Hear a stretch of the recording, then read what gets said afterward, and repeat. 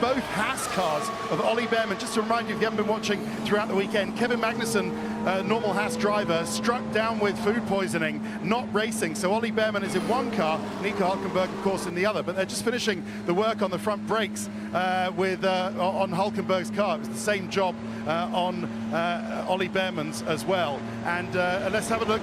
It's so weird to see Max Verstappen at the back of the grid here, and just wondering what the game plan might be for them today.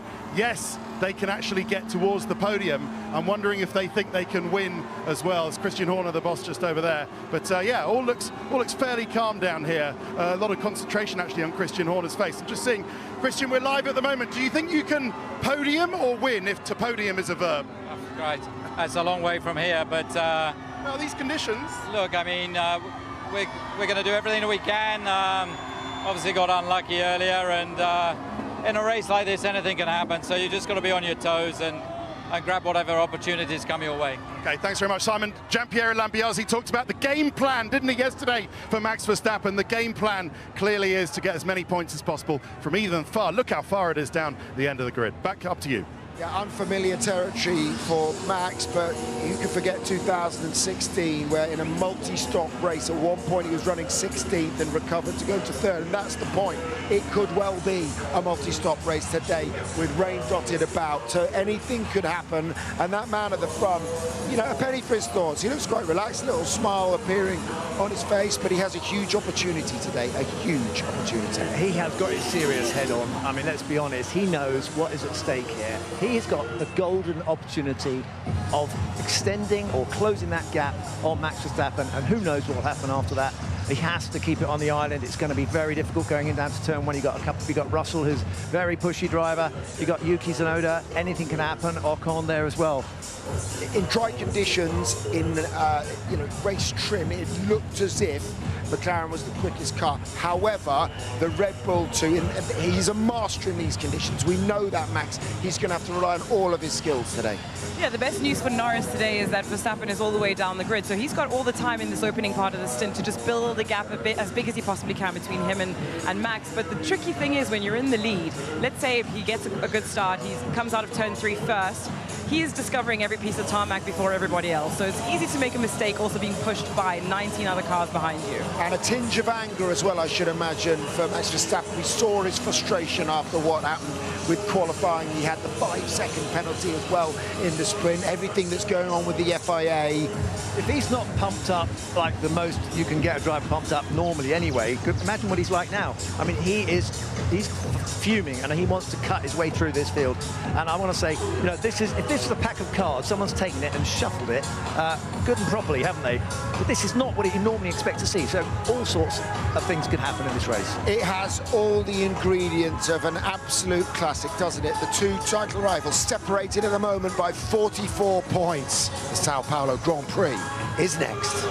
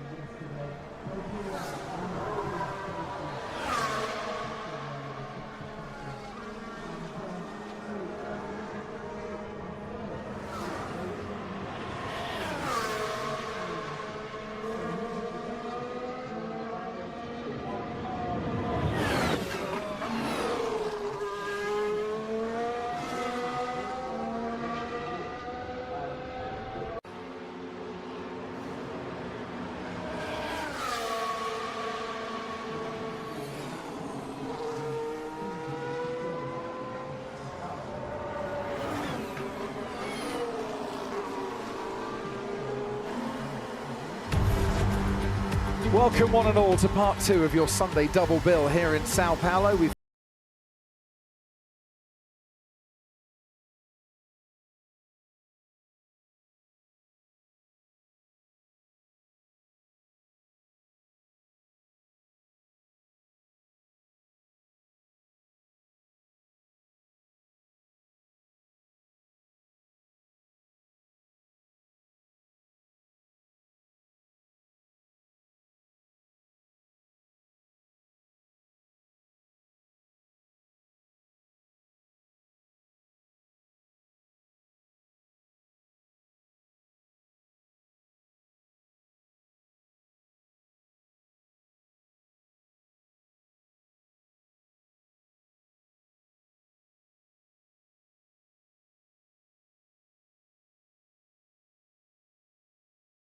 in qualifying, and we might just see the intermediates at the start of this race, but for how much longer into the race, Karun Chandok? Because until it rains, well, it's unless it rains heavily, it's going to be dry quite quickly. Carlos Sainz starts in the pit lane.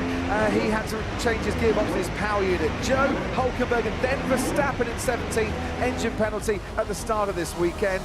And after that comes Ollie Behrman in 15th, Lewis Hamilton in 14th. Pierre Gasly starts P13, Sergio Perez starts P12, Valtteri Bottas P11, Lance Stroll P10 and Fernando Alonso P9. Oscar Piastri starts 8th, the P7 spot is vacant. No Alex Albon in this race. Charles Leclerc starts 6th, Liam Lawson 5th, Esteban Ocon 4th, Yuki Tsunoda 3rd, and then it's George Russell and Lando Norris on the front row. And there was a bit of confusion over the starting grid, but Max Verstappen always knew, Karun Chandok, that he was going to start way down because he had that penalty. But this is a track where we've seen so we're expecting more rain 20 minutes into the race. Then it will a fairly short period, and then a brief period where it's not raining, and then a much heavier amount of rain coming after that. So let's talk about the rain in a minute. Verstappen's got some overtaking to do, and we know he can do it. Lando Norris has an excellent chance to make a big impact in that championship lead, and that could be the big story today.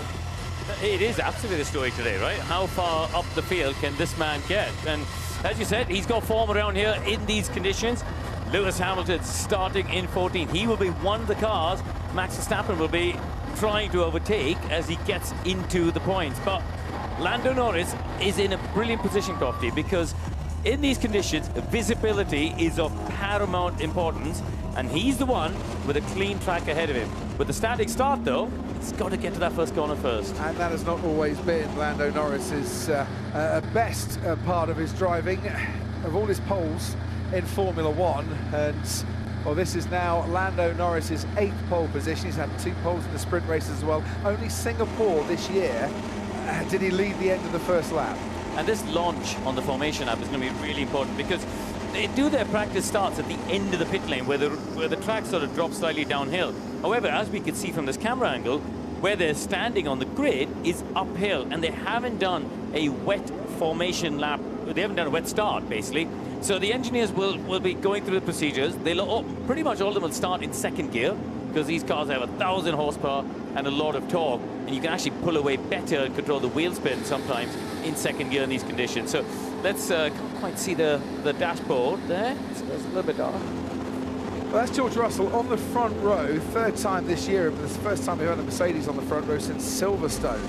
And he won his first Grand Prix here. First Grand Prix victory, I should say, came here in 2022. He's a real threat at the start of this race to Lando Norris. You've got Yuki Tsunoda with his highest grid spot ever. You've got Liam Lawson up there in the top 5 as well. First time since Australia 2016 that the junior team have out-qualified both of the Red Bulls. And you just wonder the impact that that's going to have at the start, because they are just going to be going for it with nothing to lose. Yeah, and you know, being on the right tyre at the right time, Crofty, is going to be absolutely key to this race. So in the early phase, we think there's rain coming in 20 minutes, as we heard Mark Slade saying there. Fernando Alonso going very slowly, crawling around. Last time I saw a man going that slowly in a Formula One car, it was Ted Kravitz. He was quicker than you by 5 seconds, we hear. He wasn't quicker than me, and he was braking 250 metres before the apex. We'll debate this later on. Let's talk about the real Formula One drivers on the track today. But as I was saying, being on the right time at the right time is going to be super important. If there's rain coming in 20 minutes' time, you've got to try and keep these intermediates cool, keep them alive, so when the water comes down, you've got enough tread on the tyres to combat that. But if somebody's feeling racy and thinks, you know, I'm going to absolutely hammer these tyres, maybe the track will dry up a bit, we can put slicks on for a few laps. You could gain 4 or 5 seconds. Lance Stroll is off. Lance Stroll down at turn 4. Decido de Largo on the formation lap has gone off. Now, I think he's pulled over to the side here. Remember, Lance Stroll crashed in qualifying and brought out one of the 5 red flags, and we can see what happened as he was making his run. No, indeed, he's just lost it under braking. Wow. Just locked the rears. Completely locked up the rears. That is you know, car that's been fully rebuilt, new gearbox, new rear suspension, a whole bunch of new components, and just locked up the rears, ended up in the wall. He's still there. So are they going to abort the start? Because Norris, I can see out of the commentary box window, is coming around the corner. Carlos Sainz, meanwhile, is pulling. Oh, he's in the gravel. So he's got it. He's managed to keep the engine going. He's tried to turn the car around, and he's ended up in the gravel, and this will be an aborted start. Yeah. Because if that car's beached, they're going to have to send a recovery vehicle to try and get him. Oh, Lance Stroll, after getting into Q3 and an excellent chance in wet conditions to try and get a very high start, he crashed in qualifying, and now he's out before the start of the race. I think this could be a full start delay procedure. So I can see mechanics running up the pit lane. They might be called back onto the grid, because the leading cars are pulling up to the start line. There's no way we can get going at this point. The question is, does the race director call a full aborted start, or does he think another formation lap is enough time to clear Stroll out of the gravel? Meanwhile, Sainz is parked at the end of the pit lane.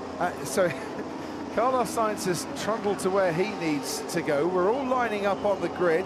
No information from race controllers yet as to which way they want to go here. The sensible option surely is to abort the starts, and caution should be the buzzword on this particular occasion, because Lance Stroll, look, is walking away. You don't really want cars going past the scene of a driver walking around. They need to make a call here. The drivers are parked on the grid. And aborted start. Okay, there we go. Just come up now. Aborted start. So the drivers are all going to go round for one more formation lap, and this will count as one of the 71 racing laps. And it's not an aborted start, and we're going to give you another 5-10 minutes on the grid. Ted Kravitz, what a dramatic day already. Yeah, but the particular nature of this circuit means that it's a real challenge for the mechanics to get back to the grid and cool the cars. So the best course of option for the FIA is actually for the safety car to lead them around, and effectively a safety car start, so the cars can keep cool, because there's not a one mechanic that can make it back under a minute and a half now, Crofty. They're all back in the garages next to me. So the best course of option be a safety car start, safety car lead them round until Stroll's car is recovered, and then it can let them go. Right, you can see the double wave yellows down at that corner, but what's happened here, Karun Chandler, is that half of the field seems to have remained, or a third of the field have remained where they are. Franco Colapinto and Valtteri Bottas. Now, Pierre Gasly, Nico Hülkenberg, and Ollie Behrman, I should say, think, well, we ought to get going here and join the rest of the pack, while others are just stationary, including Max Verstappen. I think there's confusion about aborted start, meaning get the mechanics and everybody back on the grid versus an extra formation lap. Colapinto was also parked at the wrong grid slot. Yeah, all sorts of procedures have been breached here, Max. We're looking into it. Should not have started. Correct. Yeah, you have to wait for a green light. Yeah, that's what I was saying. I think there's confusion around the procedure, around what is an aborted start versus go do an extra formation lap. And, well, Norris is coming around, but I can see Crofty just in race control. Stroll's car has now been dragged out of the gravel. It's still in the runoff area.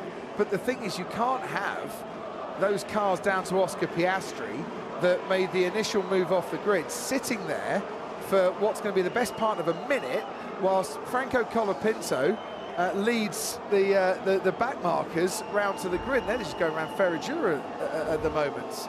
I think, to me, and this is where Franco Colapinto pulls into the wrong grid spot, and I'm not surprised. Inexperienced driver, he should have been lining up Franco Colapinto in 16th place.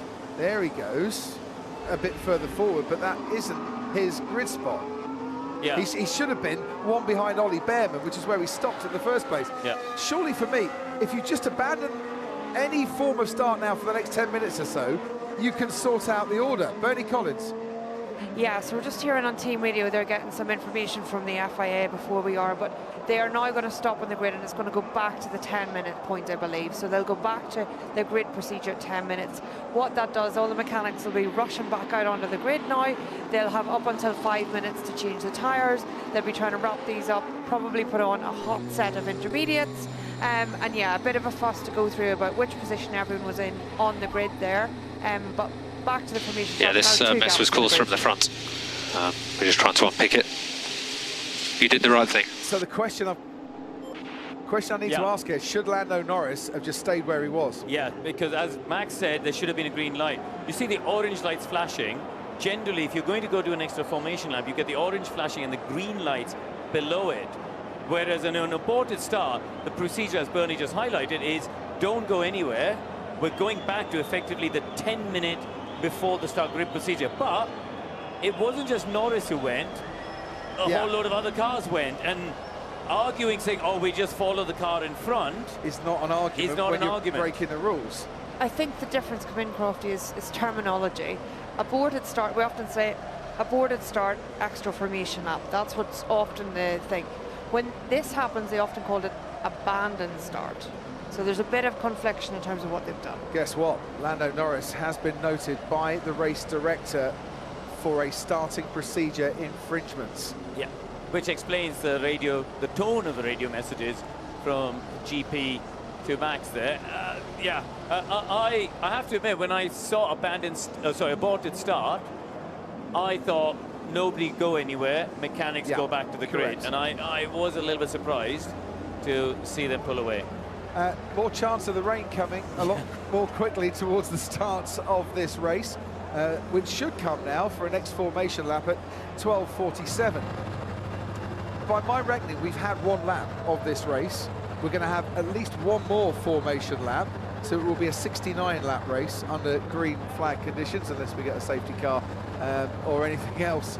But who gave Lando Norris the call to move off the grid? Because is that something the driver would have done himself and made that call himself, or would he be instructed by the pit wall? What would have been the procedure at Aston Martin, Bernie? Well, the procedure changes year on year with these things. Let's just look through it here. Sorry, Bernie. It's just, there was no green light. There's no green light. It said aborted start, and there was no green light. Sorry, Bernie, pick up. So often at that point, what you'll see where we've seen a boarded start up there in text, you'll see extra formation lap is what they should have seen at that point. You'll get the lights to green, like you say. In this one, I've just quickly went through the regs. So a boarded start does say wait for further update. Now, the rules changed a few years ago that all of the engineers can now speak to the drivers through those laps, through the laps to grid, through the formation lap, and therefore give them the information. So it is, I've not gone through the radio comms, I will go through it shortly, but it is the onus a little bit on the pit wall there because they can give the driver the information. We used to end up with actually a cut down version of the regs, like a flow chart. If this happens, what happens next? If this happens, what should you do? What is the procedure for the driver? So lots and lots of sheets to go through. But yes, like you say, the driver should be thinking, if there's no green light, should go ahead. Absolutely. The driver needs to be focusing on what they need to do for the launch. At that stage, he's done, you know, he needs to be focusing on what his perfect start. He can't be thinking of the regs, and he needs help from the pit wall to say, don't go anywhere, or go ahead. He is under investigation, Lando Norris, with the FIA stewards for a starting procedure infringement. The question is, what penalty, if any, does Lando Norris get if they find him guilty? So, well, I'd say Lance Stroll has had 2 crashes today, and both times impacted the 2 different championship contenders. He certainly has. Keep talking, because I might be able to find out the answer here to what penalty he might be able to get. All right, you look up the rules. I will look at those clouds hovering over downtown Sao Paulo and moving swiftly towards the circuit. There is Charles Leclerc. I guess, as I was saying before, a lot of the cars did go, but I suppose the way that it's being investigated is, Bernie, that, you know, Lando went and the others followed suit. Lando was the first car, and in a way will take the burden of responsibility, I think, a little bit for having moved off the grid now. A lot of drivers waited, you know, like we've seen Verstappen waited, made it absolutely clear that his intention was not to go until pushed a little bit from the pit wall to do it. So there's going to be a lot to unpick from the FIA to make sure who did what when with what intention. There's an awful lot of penalties and rules and regs for which drivers can be given penalties, and I can't see on my penalty point guidelines for the stewards what the penalty is for a starting procedure infringement when a driver moves off the line when it says aborted start before a green light. I have to say, this feels unprecedented to me. It does.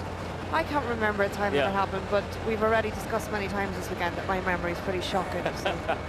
No, I think this is unprecedented, where the man on pole has, or the driver on pole has driven off.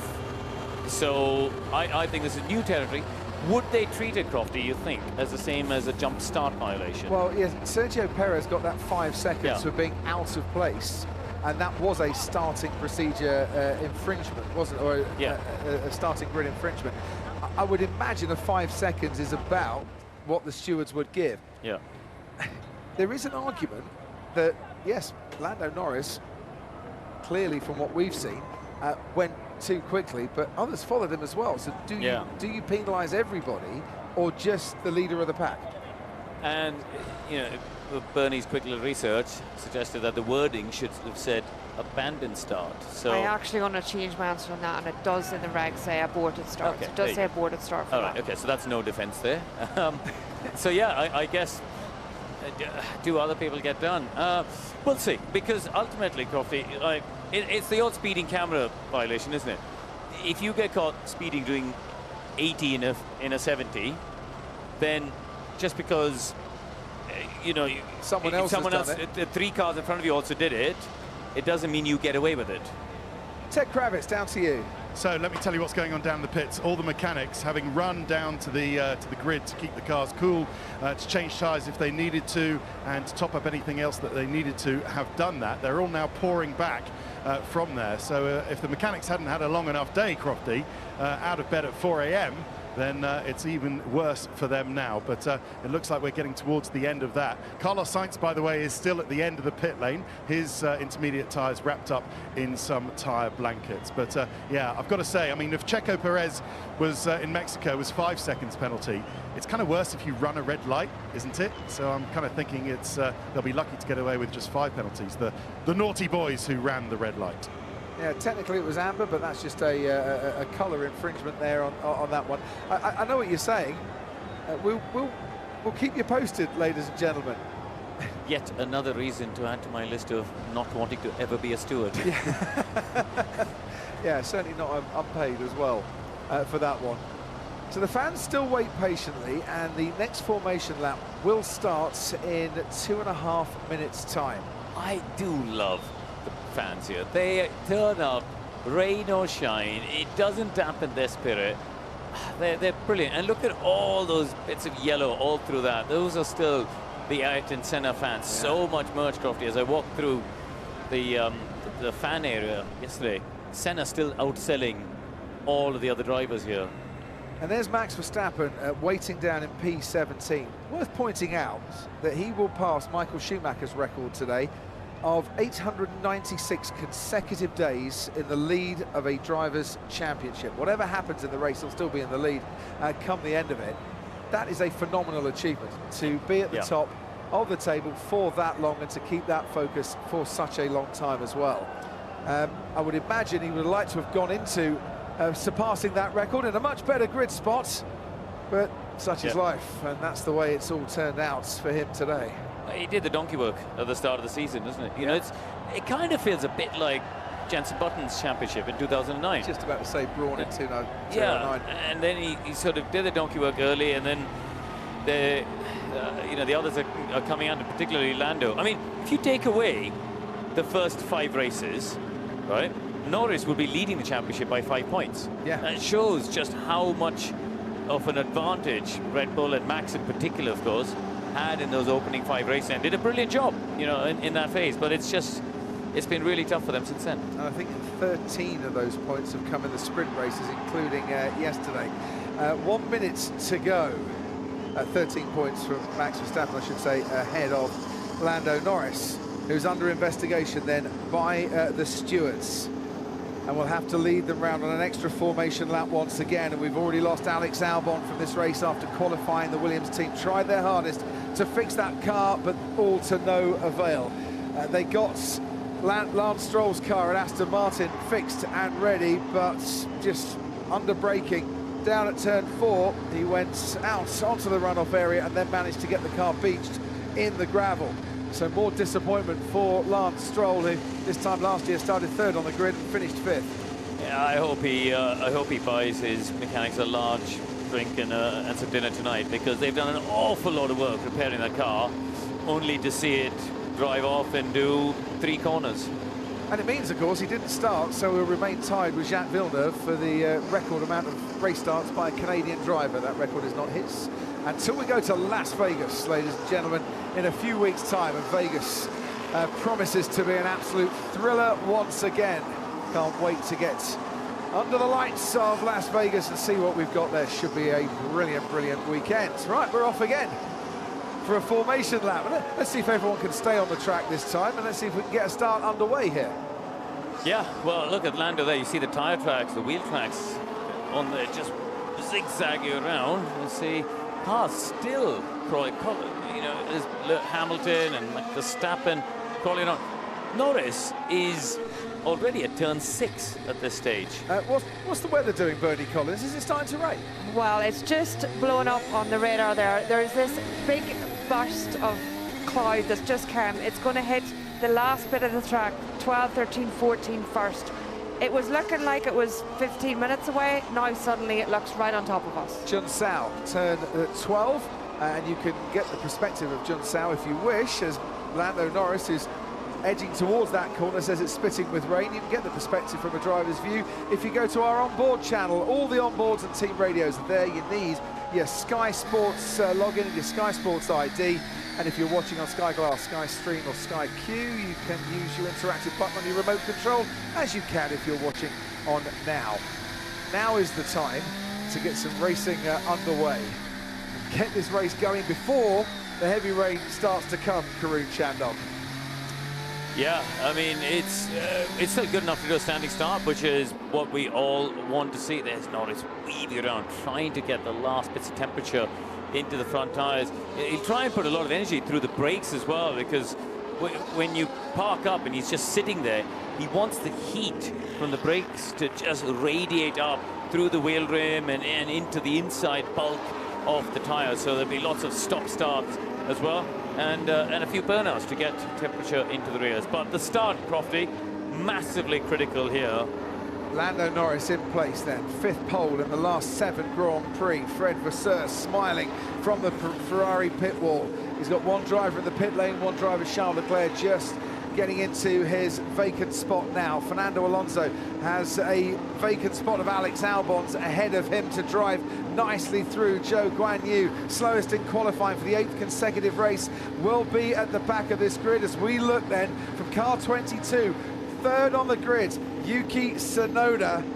Highest start by a Japanese driver in a long, long time, since the days of Kamui Kobayashi. There's the green flag, and we are ready to go here for the Sao Paulo Grand Prix. It's lights out, away we go. Lando Norris and George Russell edging then towards the first corner, and Russell's made a good start, and George Russell takes the lead of the race from Lando Norris. Esteban Ocon on the inside has Yuki Tsunoda for company as Liam Lawson tries to swoop round the outside and then gets pinched off, and Charles Leclerc gets past the RB, and that's going to give encouragement to Alonso and Oscar Piastri right behind him. Piastri's getting bumped a little bit by the RB, but he's trying to make the move under braking. Fernando Alonso's going to try and steam down the inside. Fernando Alonso does steam down the inside and go wheel to wheel with Oscar Piastri. This is brilliant racing. Alonso then gets squeezed by the RB. Piastri gets the place back again. Brilliant clean racing. It looked like everyone made it through without any contact. Max Verstappen and Lewis Hamilton. Crofty together as Hamilton now looks around the outside of Gasly, up into 10th and 11th for those two. Valtteri Bottas had a dreadful start. He's dropped back a bit. Fernando, there goes Lewis Hamilton with Max Verstappen just behind him. There's a battle ensuing there, but out in front, George Russell leads Lando Norris, leads Yuki Tsunoda and Esteban Ocon. Charles Leclerc making up a place. Liam Lawson hanging on to 6th place. Then Piastri, Alonso, Gasly, Hamilton, and Verstappen, and that's Sergio Perez spinning round. And has he managed to get back on the track? Yes. Well done, Sergio Perez. That could have got stuck in the mud very, very easily. Red Bull's day not going well at all. George Russell streaking away there from Lando Norris up in the front. Over a second now in between them. Liam Lawson got a bit greedy, trying to get around the outside of Tsunoda. Ended up having to check himself and lost to the Ferrari of Charles Leclerc. Here comes Max Verstappen, into the first corner he goes, and past Lewis Hamilton and up into 10th place. Verstappen started 17th on the grid. He's made up 7 places by the first corner on lap 2. Hamilton's got no confidence, Crofty. Absolutely no confidence on the brake. It was just so easy for Max to go down the inside, and he's already broken away a few car lengths. George Russell, much more positive start. Lando Norris a little tentative off the line, and the Mercedes out in front by over a second already. Yuki Tsunoda holding off Esteban Ocon, who's under pressure from Charles Leclerc. Liam Lawson under pressure from Oscar Piastri, and we're on board now with Lewis Hamilton, struggling for grip, struggling for handling, and with Max Verstappen now ahead of him and in the points. Yeah, it just at no point in the qualifying session earlier in these conditions did Lewis look comfortable with the car. That's carried on. His teammate up at the front, though, has got confidence again on this lap, quicker than Norris through the first 2 sectors. The gap now nearly 2 seconds. Long, long way to go in what will be a 70-lap race, not 71 because we had an extra formation lap, and George Russell leads it on the track where he gained his first Formula One victory. And you can see the spray from behind that Mercedes that Lando Norris was driving into until he moved out to the right-hand side. Yuki Tsunoda running in that top 3, then Ocon ahead of Leclerc, Lawson, there goes Fernando Alonso ahead of Gasly, Max Verstappen gaining, but not a huge amount on Pierre Gasly, and there's Ollie Behrman under pressure from his teammate Nico Hülkenberg, the 2 Hasses running 13th and 14th. I think Lewis has now got his tyres up to the temperature and pressure that he would like. His confidence is coming back. He's now dragging himself onto the back of Verstappen. But the Inter-Haas battle, Crofty, pretty good, turning down towards Tessida del Lago. Carlos Sainz reporting heavy rain in the final sector of the lap. Which will be a relief to those whose intermediate tyres are starting to overheat a bit, and already George Russell is being told, find some water, try and cool down those intermediate tyres. Well, there might be some natural cooling coming from the skies in a few moments' time as we get into Sector 3. We'll see how it looks. We're on board now with Charles Leclerc making his way to Pico de Pato, corner number 10. 50 miles an hour, and then the track drops down through Maguglio, the dive towards Junsao, and then it gets back on the power for the main straight once again. And this is where the conditions are getting just that little bit heavier, and you can see the grey skies, darker grey skies over to your right-hand side, and you'll see the spray now that the Ferrari will have to drive into. Charles Leclerc behind Esteban Ocon. And it's like driving down the motorway without your windscreen wipers going in a rainstorm, and you do not want to do that. And if it wasn't for the blinking lights of the Alpine in front, Charles Leclerc wouldn't know where Esteban Ocon is. No DRS in these conditions, so the drivers are having to just use the old-school slipstream to draw themselves up to the car in front. So, Norris dying. So, Max, this increased rain intensity will last around 2 or 3 minutes. Okay, so just a short, sharp shower here. Norris doing the fastest lap of a 25.4, Crofty. That is a little bit slower than he did in Q3, so the conditions not far away from when they ended qualifying. Current gap, 9.5 seconds. Lando Norris in second, down to Max Verstappen in 10th. Let's go to Sky Race Control and Bernie Collins. Yeah, so I was just going to add to Corinne's point there. Obviously, there's much heavier cars now, so around 3 seconds of that lap time could be attributed purely to the fuel. To pick up on Verstappen's point, what he was told about the rain, this heavier intensity is short, but then there's still light rain behind. So I'm expecting consistent rain for a significant amount of this race. And we've got a double yellow flag being waved at the moment. Can't quite see who's gone off. Whoever it was went back onto the track very quickly afterwards as we ride on board with Max Verstappen. It was Ollie Behrman who went off the track, and he's dropped down into 17th place.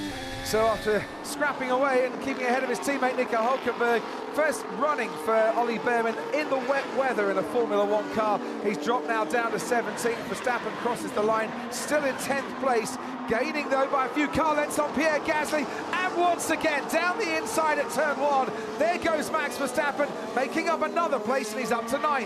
Yeah, he's really got really good commitment and confidence, Crofty, on that inside. When he gets on the brakes, it doesn't worry about the lockup or understeering. Why? That Red Bull working well in these conditions. Here's a replay at the start. Watch Russell on the right-hand side. We didn't see this angle earlier.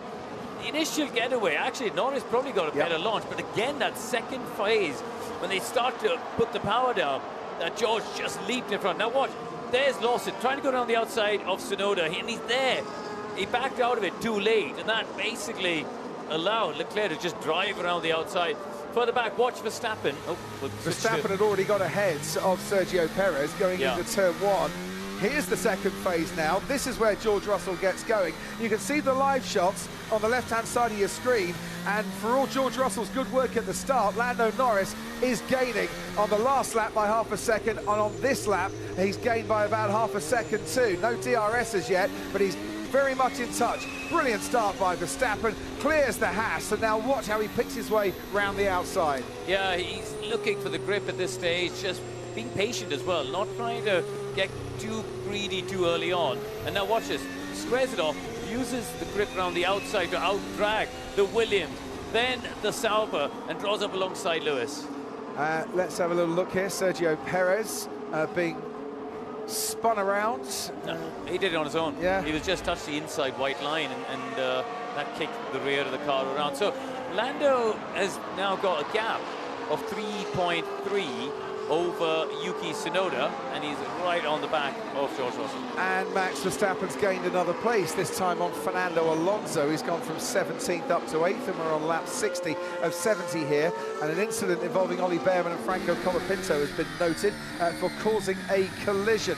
Behrman down into 16th place currently, and just ahead of Sergio Perez and Joe Guan Yu. No Alex Albon in the race. Lance Stroll is out, and some updates here. A starting procedure infringement for George Russell, Yuki Tsunoda and Liam Lawson, along with Lando Norris, who's already under investigation by the stewards. So it isn't just the one who went first, it's the others that followed him that all might get penalties too. Yeah, I think that's right. I think they've all done the same thing. So, you know, you've got to dish out the same punishment for the same crime. So we'll see. We'll see how that unfolds. You know, what these drivers are hoping is that gets added on at the pit stop, I think, early on, right? You want to get this done early on, because then if you get a safety car later or something, you can effectively make that time back up. Right, Oscar Piastri is ahead now of Max Verstappen, who is gaining on him. It was around about 9/10 of a second faster on the last lap, as he managed to get past Fernando Alonso and up into 8th place. Norris could do with Piastri holding Verstappen up here, because so far no one seems to be able to do that. Max is driving superbly well, and for McLaren and their championship chances, and for Lando Norris and his chance in the Drivers' Championship, he rather needs his teammate to give him a hand here. Verstappen's absolutely flying here. Fastest lap last time round, a full 9/10 faster than Piastri, and even on this current lap, he's already done another half second into that gap. On boards with Pierre Gasly, currently in 10th place and gaining on Fernando Alonso in the Aston Martin ahead of him. And whilst those two battle away, George Russell leads Lando Norris towards the line once more. Norris had got to about 7/10 behind George Russell. He's just dropped back a little bit in the last couple of laps.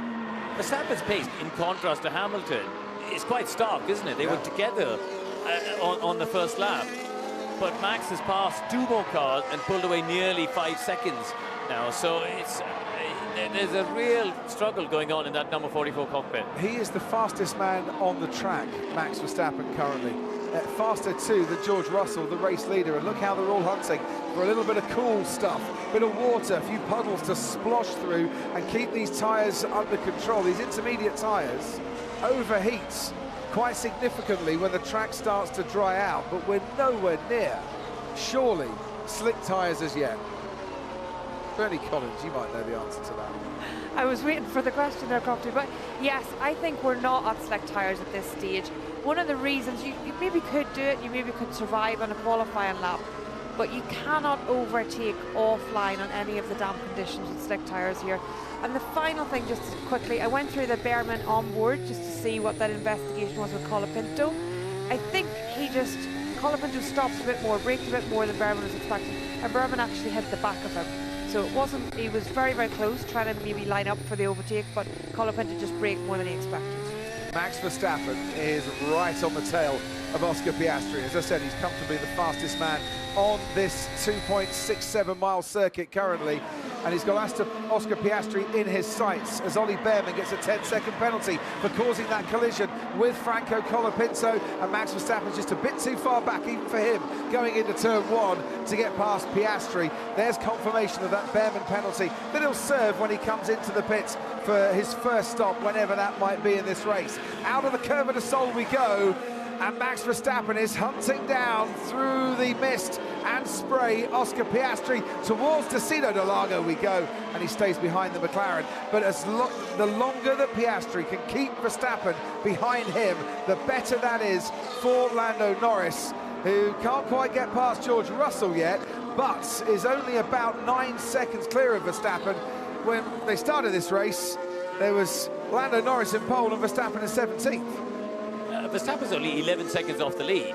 I can't imagine we're going to get through this entire afternoon without a safety car. So he is 100% not out of contention for a win. The ride is really bad. Car bouncing so much.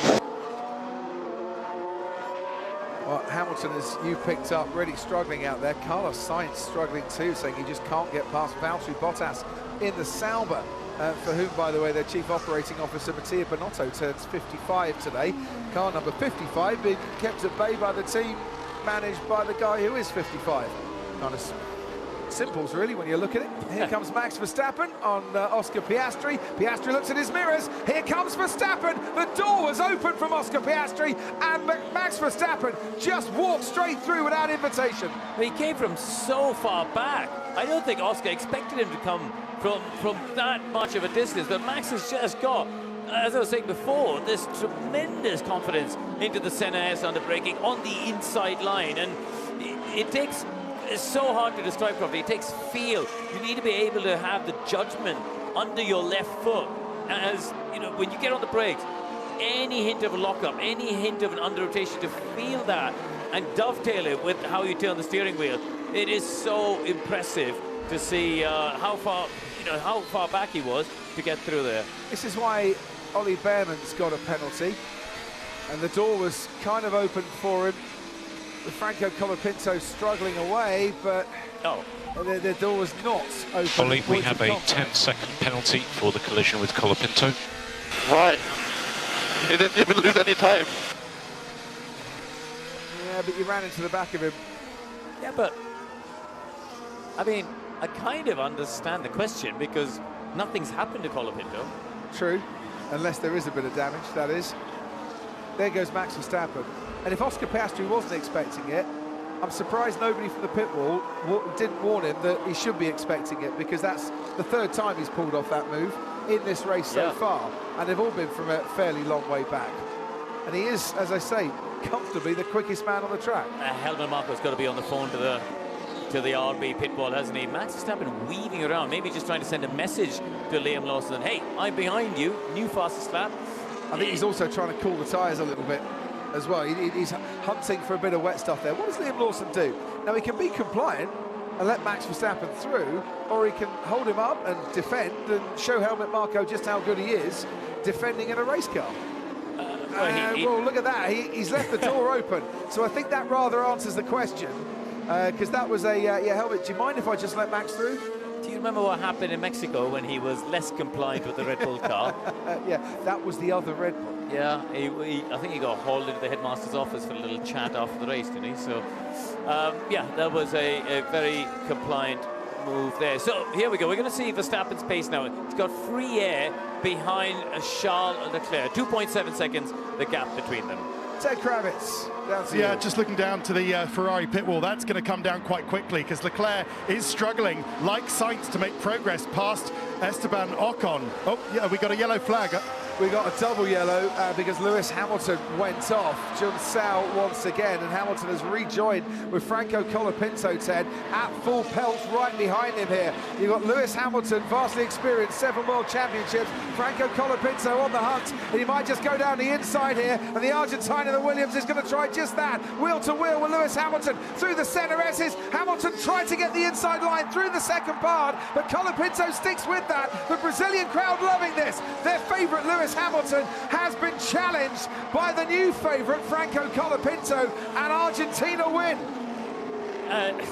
Nothing wrong with that Williams. If I was the Haas and Ollie Behrman pit wall, I would be feeling a little bit annoyed about my penalty. Right, and there goes Ollie Behrman, gets past Valtteri Bottas, who's really struggling out there, and Sergio Perez, who's been struggling to get past for a while, says, yeah, I'll take a bit of that as well. So we're starting to see tyres go off here, people struggling for grip. Certainly Hamilton was struggling for grip there. The crowd at turn 1 absolutely love that moment. Franco Colapinto, very popular man around here. Ted Kravitz, he's probably the only man that can silence you. Well, the crowd right next to your commentary box. Ole, ole, ole, ole, Franco, saying the Argentine crowd. So they're absolutely loving it down there. Yeah, just finished that. Leclerc's in trouble with his tyres, trying to keep them cool, really struggling. He's going to be defenceless, I think, against Verstappen in a lap or two.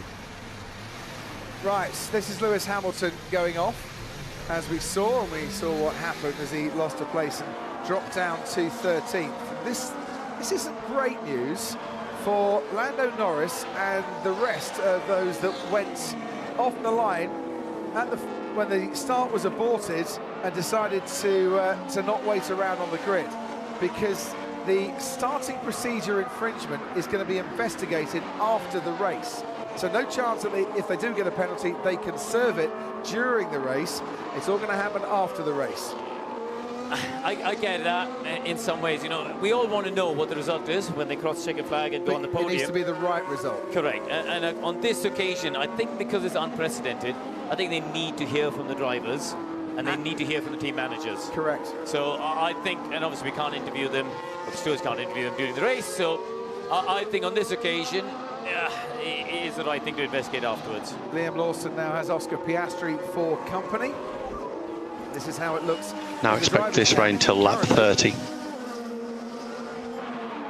with the gap down to 35 points, but there is rain, it is intensifying, and we've got it for about another 16 minutes or so. And Verstappen, Coffee, the previous lap, 1.3 seconds faster than Charles Leclerc. On this lap, 4/10, but he's right on the back of Leclerc, though, I think is a bit bottled up now. He's stuck behind Esteban Ocon, who is in turn stuck, I think, behind Yuki Tsunoda. 2016, if you remember that race where Verstappen was in scintillating, red-hot form in the wet here in Interlagos, went from 14th to 3rd in the space of 14 laps.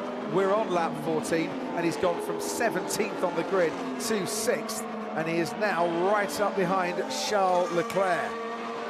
He's just dropped Piastri like a hot potato, isn't he? Piastri's struggling to get past.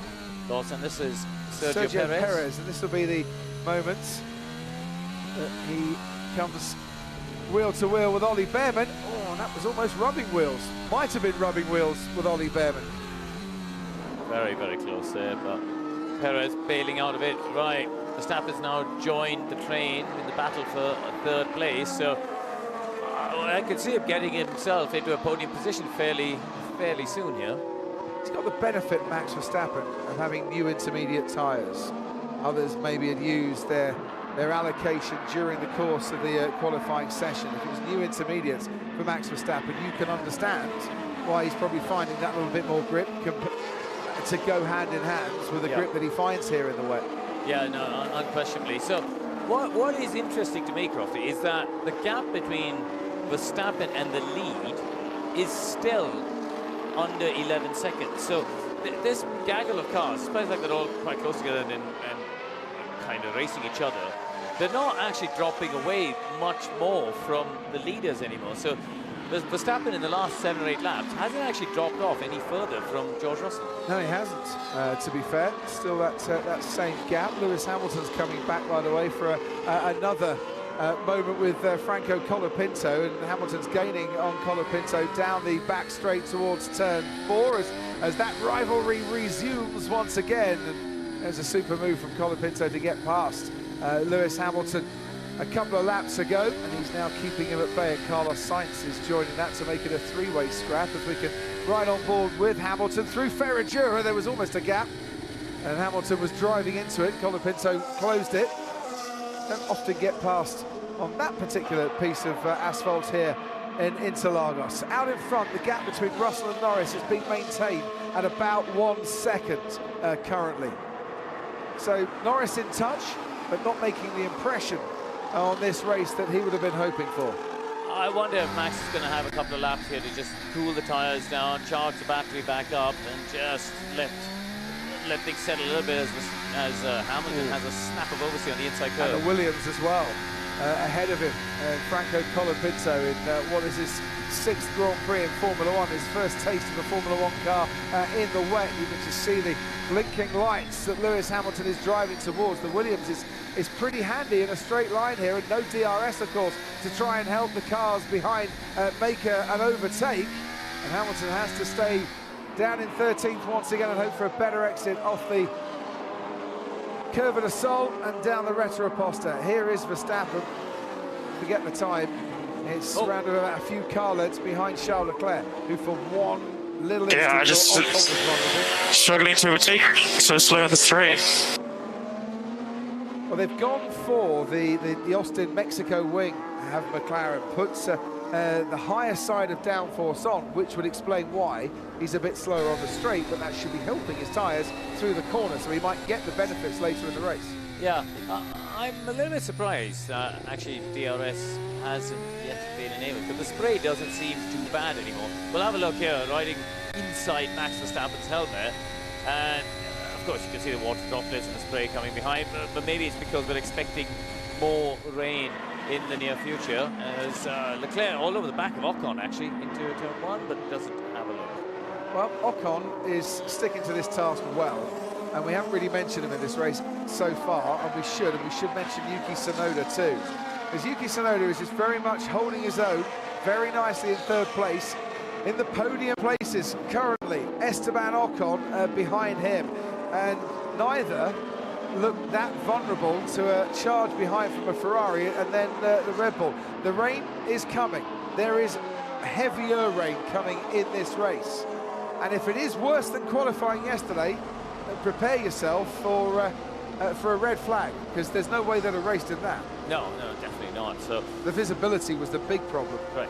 So we're getting to about the quarter distance mark now, aren't we? So there's still a long way to go in this Grand Prix. But it feels like this train of cars are kind of stuck behind Yuki Tsunoda, aren't they? Nobody's able to really get the move. They've sort of gone in this follow the leader, you know, just trade for the last 6 laps now. Well, do you remember last year in the dry when Fernando Alonso held off Sergio Perez for around about 25 laps at the end? You know, you place your car in the right spot here defensively, you can make it very tricky for someone to pass, and he did just that. Yeah, and now this is costing Max time. He's, you know, relative to these two cars up at the front, it's now cost him just over a second. So he's now got that point where he's in the dirty air, and it does affect the cars, of course, in the wet as it does in the dry. And yeah, he's got to now try and find a way to get ahead of the pack. There's the leader, and there's the man in second place, who's on the charge a bit on this lap, to be honest. He's taking chunks of time out of George Russell's lead. It's getting slippery with these worn tyres in the wet here. And is that what George Russell is finding, who before today led 20 laps in Canada, where he finished third? It's the most laps he's led in a race since then. Remember, he finished first on the road in Spa, and then was disqualified for being underweight in the car. And he's out there at the moment, leading this Sao Paulo Grand Prix. Lando Norris is coming back at him, although Russell's had a much better middle sector than Lando Norris. Now on the blast, 1.2 kilometres towards the first corner, and out of Sao, George Russell's got a nice gap between himself and Lando Norris, who will hope for a better first sector than he got last time around, and then to try and keep pace in the middle bit, and then make an overtake charge. That's what he's looking for, but it's easier said than done, as you can see how the McLaren car getting affected by the turbulent wake of the Mercedes in front. Bernie Collins, let's head to you. Yeah, so just going to come in a bit on strategy at this stage, Crofty. The big decision point for these teams is coming up. As we heard Hulkenberg there say, these tyres are quite worn. We've got about 5 minutes now of less rain, and then behind that, heavier rain than we had in qualifying this morning. That heavier rain, I think, is not survivable on these worn engines. We think the tyre might become slick to medium in maybe 6 or 7 laps or so. We need to get to the rain and then make the right time when to stop. And at that point, is the rain only another inter, or is it full wet? That's a big decision for the teams. And they have got a lot of very qualified people to try and help them make it, meanwhile doing it for themselves. The driver's out on track, and Ollie Behrman has got past Lewis Hamilton. Carlos Sainz has got past Lewis Hamilton too. He's up into 13th, and Hamilton continues to struggle in that Mercedes car. We can see him behind Franco Colapinto. This towards Jun Sao. Oh, he locked up the outside front. He locked up the right front. He was on the white line and then just locked up the right front and slid wide and just opened the door. There, watch there. Yeah. And Sainz need a second invitation. But then he's again lost the place to Behrman on the next straight, hasn't he? And here comes Ollie Behrman down the Retroposta.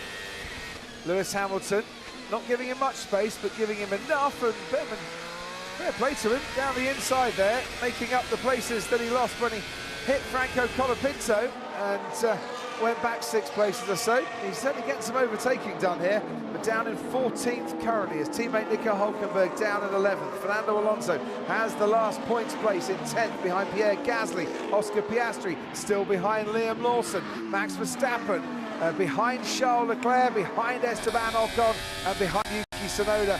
These 4 cars separated by about 2 seconds on the track.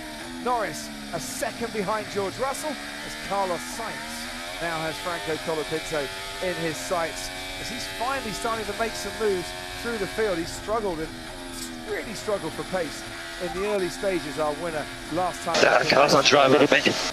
Blocking up, bouncing everywhere. Understood.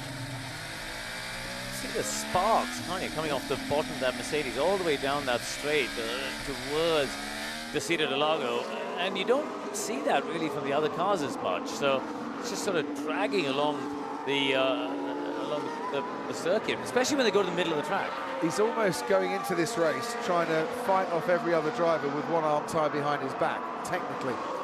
That's what it's going to feel like to him, I'm sure, in the cockpit with the pace he's got. But here comes Carlos Sainz. I think this could be his opportunity as we get up to the Senna S. But he might have to come from a long way back here because, as we mentioned, that Williams is pretty handy in a straight line. Here comes Carlos Sainz. Is this the smooth operation that he's looking for? No. He's far enough behind, but Colapinto had that covered. Maybe if Sainz had been just that little bit later on the brakes, there was a chance to get past. But Ted Kravitz, you know how difficult it is to pick your braking zone into a big, heavy braking zone on a Formula One track in a Formula One car. No idea, Crofty, but I can tell you that George Russell is also struggling on the brakes. So Mercedes seem to have some kind of brake problem on both cars. Hamilton saying that he can't stop the car, and Russell saying that it's split. There's an imbalance between left and right. So it hasn't meant that Norris has been able to close. In fact, if anything, Russell's now, from a second, pulled 1.8 seconds on Norris. So George is dealing with that brake issue. I thought it was a 69-lap race. It said 70 on your graphic. Confirmation that it is a 69-lap race. And maybe the message has got out to Max Verstappen that you've got one less lap to do some overtaking, and might be a good time to do it. Here he comes. Charles Leclerc has got the inside line covered nicely. Verstappen tries to go round the outside. Can he hang on here? No, the Ferrari is just far enough ahead. So by the time the track swings right, he stays ahead of that Red Bull. That was Charles Leclerc knowing exactly where Max Verstappen was going to go and defending it from a long way out. Into the Ciudad de Lago we go, and Leclerc stays in 5th place. Yeah, he did exactly the right thing. Didn't go too far to the inside, so he would have compromised his own run through the Senna S. But far up, here comes Max into Ferradura. On the inside of the horseshoe, the horsepower of the prancing horse saves the day for Charles Leclerc. It would have been a big, bold move if he tried to do it into that one, and he was squeezing me onto the right line, not leaving a car to it. I think it was fair enough, to be honest. I mean, you know, Max wasn't fully alongside at that. Oh, he had a snap of oversteer. He did, and while that happens, Carlos Sainz has dropped back behind Lewis Hamilton. He's had a moment out on the track. There's treachery everywhere you turn around here. Question for the time being, though, is Max Verstappen a bit too far back on this occasion to be a challenge to Charles Leclerc? And it certainly looks like it, because that snap you were talking about has cost him. And look at the clouds hovering away over Sao Paulo in the distance, blowing their way towards the circuit. Yeah, it's coming. It's definitely not. You can see it's visibly darker as they come over that the final sector off the lap. I wonder if Sainz had a little bit of a thing with Colapinto, because he was very close behind him. And he's obviously now dropped back behind Behrman and Hamilton. Yeah, Colapinto down in 12th place. Has Ollie Behrman closing in on him. Is your question going to be answered? There's the Williams in front of the Ferrari. And the Ferrari, does he think about trying to get out the inside? He just locks up, doesn't he? Just locked up the inside front, and let's get off wide. This is Hamilton's view of the rejoining Ferrari. Ooh. And it was just enough space to drive into there. Probably a ray of sunshine on what has not been a brilliant afternoon for Lewis Hamilton. Oh, Yuki Tsunoda sliding around in the midfield and through turn 10, Pico de Pato, and Esteban Ocon almost thought there was a chance. Liam Lawson is under pressure now from Oscar Piastri in the battle for 7th place. Max Verstappen is a little bit closer to Charles Leclerc than he was on the last lap, and somewhere over Felipe's mothers is absolutely hosing it down here, and drivers are saying now might be a good time to change tyres, but you want to wait until the right possible moment to do that. As across the line goes Tsunoda, then comes Ocon, then comes Leclerc, then comes Verstappen, and still these four remain in that order. I think when you make the call to go from the intermediates to the full wet, it's the driver that needs to make that call. The driver needs to be saying to the pit wall, I think it's too tricky in these conditions. I don't think it's safe enough. I don't think it's quick enough on this tyre. They need to be able to feel these conditions. But who is going to make that first call? Because they could make absolute seconds on the outlap if they made it at the right time. And the thing is, you're the race leader, you're Lando Norris, you don't want to make that call if it's the wrong call, because you're going to lose a heap of places even if you are switching on to grippier tyres. I would use Perez. If I was Red Bull, I would use Perez. If I was Ferrari, I would use Sainz to just be the, you know, the test dummy. The guinea pigs. Yeah, just test it out for the teammates who are in the points-being positions. Once again, Esteban Ocon thinks there's half a chance of getting past Yuki Tsunoda. I mean, this is a tussle that we see from time to time. Esteban Ocon and Yuki Tsunoda, but this is third and fourth place currently. And I know Esteban Ocon is a race winner, but Yuki Tsunoda doesn't often run up this high and has never stood on the podium before in Formula One in his 83 previous races. And is that someone coming into the pits? That looked to me like the Ferrari of Charles Leclerc coming into the pits. Yep. It is. So Ferrari have made the first call here and have decided now is the time to switch tyres with Charles Leclerc. Tsunoda still holds off Esteban Ocon. The rain is coming down. It's another set of intermediate tyres going on for Charles Leclerc. And Bernie Collins at race control, our friendly strategist, is looking bewildered. The friendliest strategist, hopefully. There's a lot more rain on the radar, so I am a bit surprised by the injury, but we know that the wet tyre... Fox to overtake at some point now. We can consider it. We'll think about it. We know the wet tyre isn't as strong as the drivers would like on this car, so they hold on to the intermediate for a little bit longer. Let's watch his outlap time, but the heavy rain is right on us now, so let's get the feedback. So would you have done that, Bernie? Would you have just waited for the heavy rain to then make a call of whether you go to wets? Because if he does another stop, that's another 23 seconds. Yeah, he can't afford to do another stop. I think the thinking on the Ferrari pit mode might be, if you can survive these few minutes of this heavier rain, hold on to that intermediate. Then I think box. For what reason? Don't do it as a box to overtake. Too much traffic. No, it's just starting to rain a lot. If you don't want me to box, I'll stay out. We think this tyre is going to be okay for a bit. We prefer to stay Okay. out. It's right. You remember that race at Zandvoort in the opening stages where we had the deluge. Some were on the intermediates and some were on the slick tyres, and those on the slicks suffered, but then made up when those intermediate runners had to pit. At the moment, that seems to be the sort of game that we're playing here. If you can stay out and survive and stop yourself from having to pit, then you're okay. And there goes the RB of Liam Lawson off the track, and a super little race for Liam Lawson is just unravelling as Hulkenberg pits as well.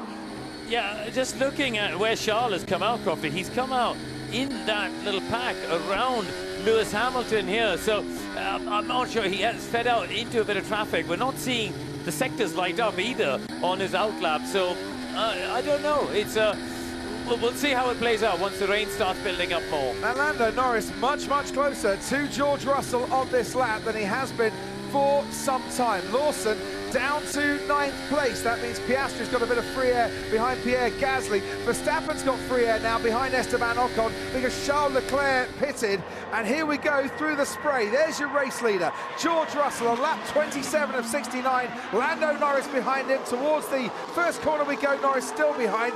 And further back on the main straight, Max Verstappen can see the blinking lights ahead of him of Esteban Ocon in the Alpine, but he's not making the impression in a straight line on that car, and you can see how much heavier the rain is getting now as down the back straight come on first two, Russell and Norris. It's teaming it down out there. Yeah, the lap times are a second and a half slower than it was just a handful of laps ago, and Russell's the one who's in a tricky position. He's on the voyage of discovery. He's the one hitting the conditions first, and therefore, look at this, Norris can see what he's doing and kind of just judge where he can get the grip.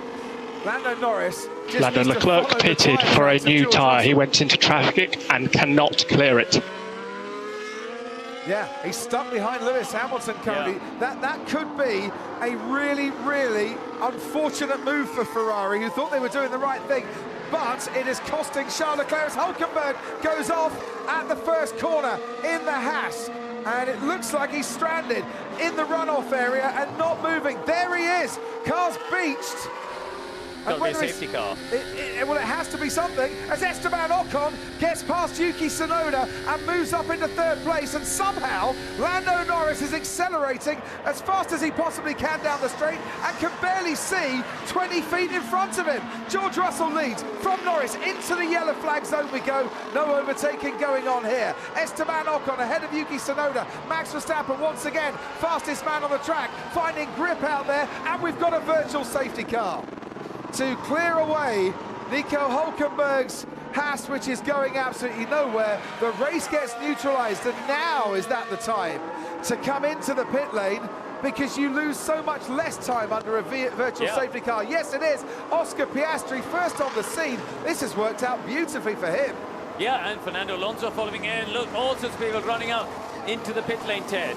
It's getting really busy down here, so Oscar Piastri gets out. It's still intermediates, even though it is absolutely chucking it down. So Alonso and Piastri so far. Now the Haas of Ollie Behrman, even though it is chucking it down, they don't think it's wet enough for full wets just yet. They'll see what happens if the race director decides to red flag it. Talking about the race director, both Mercedes guys adjusted their tyre pressures on the second formation grid. That's against a technical directive, and they've been reported to the stewards. So trouble ahead. Oh, Checo has put the full wets on. Yeah. Checo's put the full wets on. So both Russell, the race leader, Crofty, and Lewis Hamilton have been reported to the stewards for adjusting their tyre pressures on the second grid. Triple header in the Americas, and the stewards might still be in this part of the world by the time we get to Vegas in a couple of weeks. Charles Leclerc has moved up into 8th place. Hülkenberg has got going again. George Russell saying it's red flag conditions out there at the moment. That is not the view, it seems, of race control. The virtual safety car is now ending as George Russell comes into the pits and Lando Norris comes into the pits. So what do Ocon, Tsunoda and Verstappen do here? Because look, it is absolutely chucking it down. It's gone green, but do they stay out and think if it's a red flag, they'll get track position? Let's keep an eye out here. Ocon's come past the commentary box. He leads the race. Max Verstappen moves into second. Yuki Tsunoda is pitting. And this virtual safety car ending at the wrong time for Russell and Norris. They thought that they were going to get a cheap pit stop out of this. That is not the way that it is turned out. Ocon and Verstappen move up into the top two. Russell will come out in third place ahead of Lando Norris. No, they'll come out in fourth and fifth behind Pierre Gasly. Look at the rain coming down. The conditions are so wet. And Perez is the only one on the full wet tyre. Now this might play into Sergio Perez's hands, as we'll see what unfolds with the conditions, but at the moment it's a case of those on the intermediates, you've just got to hang on. And I think McLaren, unless they really had to make that stop, made the wrong call with Lando Norris. Perez, Crofty, has made 7 seconds on Behrman in the first 2 sectors of the lap on the wet tyres. Just, well, we see... That's Oscar Piastri and Liam Lawson. Yeah, but remember I was saying, if you're on the right tyre, you will make seconds. Well, Perez has done down the car in front. Look at Tsunoda. Let's keep an eye on Tsunoda. He's on his outlap at the moment. We'll see what his sectors come up with. 10-second penalty for Oscar Piastri for causing that collision. Lots of drivers are saying this is just undrivable currently. And I have to say, for most of us mere mortals, it totally would be. But Esteban Ocon, for the second time in his career, third time in his career, is leading a Formula One Grand Prix. And on one of the previous two, he went on and won it. And he's got Max Verstappen, the man he tangled with here at Interlagos all those years ago, right behind him. Yeah, and he's opened the gap, look. Yeah. I mean, 1 minute 40 last lap. Just think about that. That is 15 seconds slower, 17 seconds slower than the fastest lap of the race. And 5 seconds faster than Max Verstappen. And by the way, Pierre Gasly's now running in third place. The top three haven't stopped in this race. Alpine, after a truly awful season for the Enstone team, are running 1 and 3 here at Interlagos on lap 30 of 69. Well, this is getting on the edge. This is getting on the edge here. But Lando Norris is going for the move on George Russell. Russell going so slowly that Lando Norris thinks, no, I can make the move, I can get stopped in time, and I can put my car up into fourth place. Finally, he has got past George Russell. Trouble is for Lando Norris, 3 others passed them when these 2 went into the pits. Yeah, but that's a net race lead, really, because safety cars deployed now. Well, if they pit now, it won't be a net race lead. Well, no, it might be. They're not that far away from Lando Norris. Yeah, 12 seconds, Troffy. So, yeah, sorry, no, it is a net race lead. Yeah, you're right. It's 12 seconds to Ocon. So Ocon could come out because of these conditions.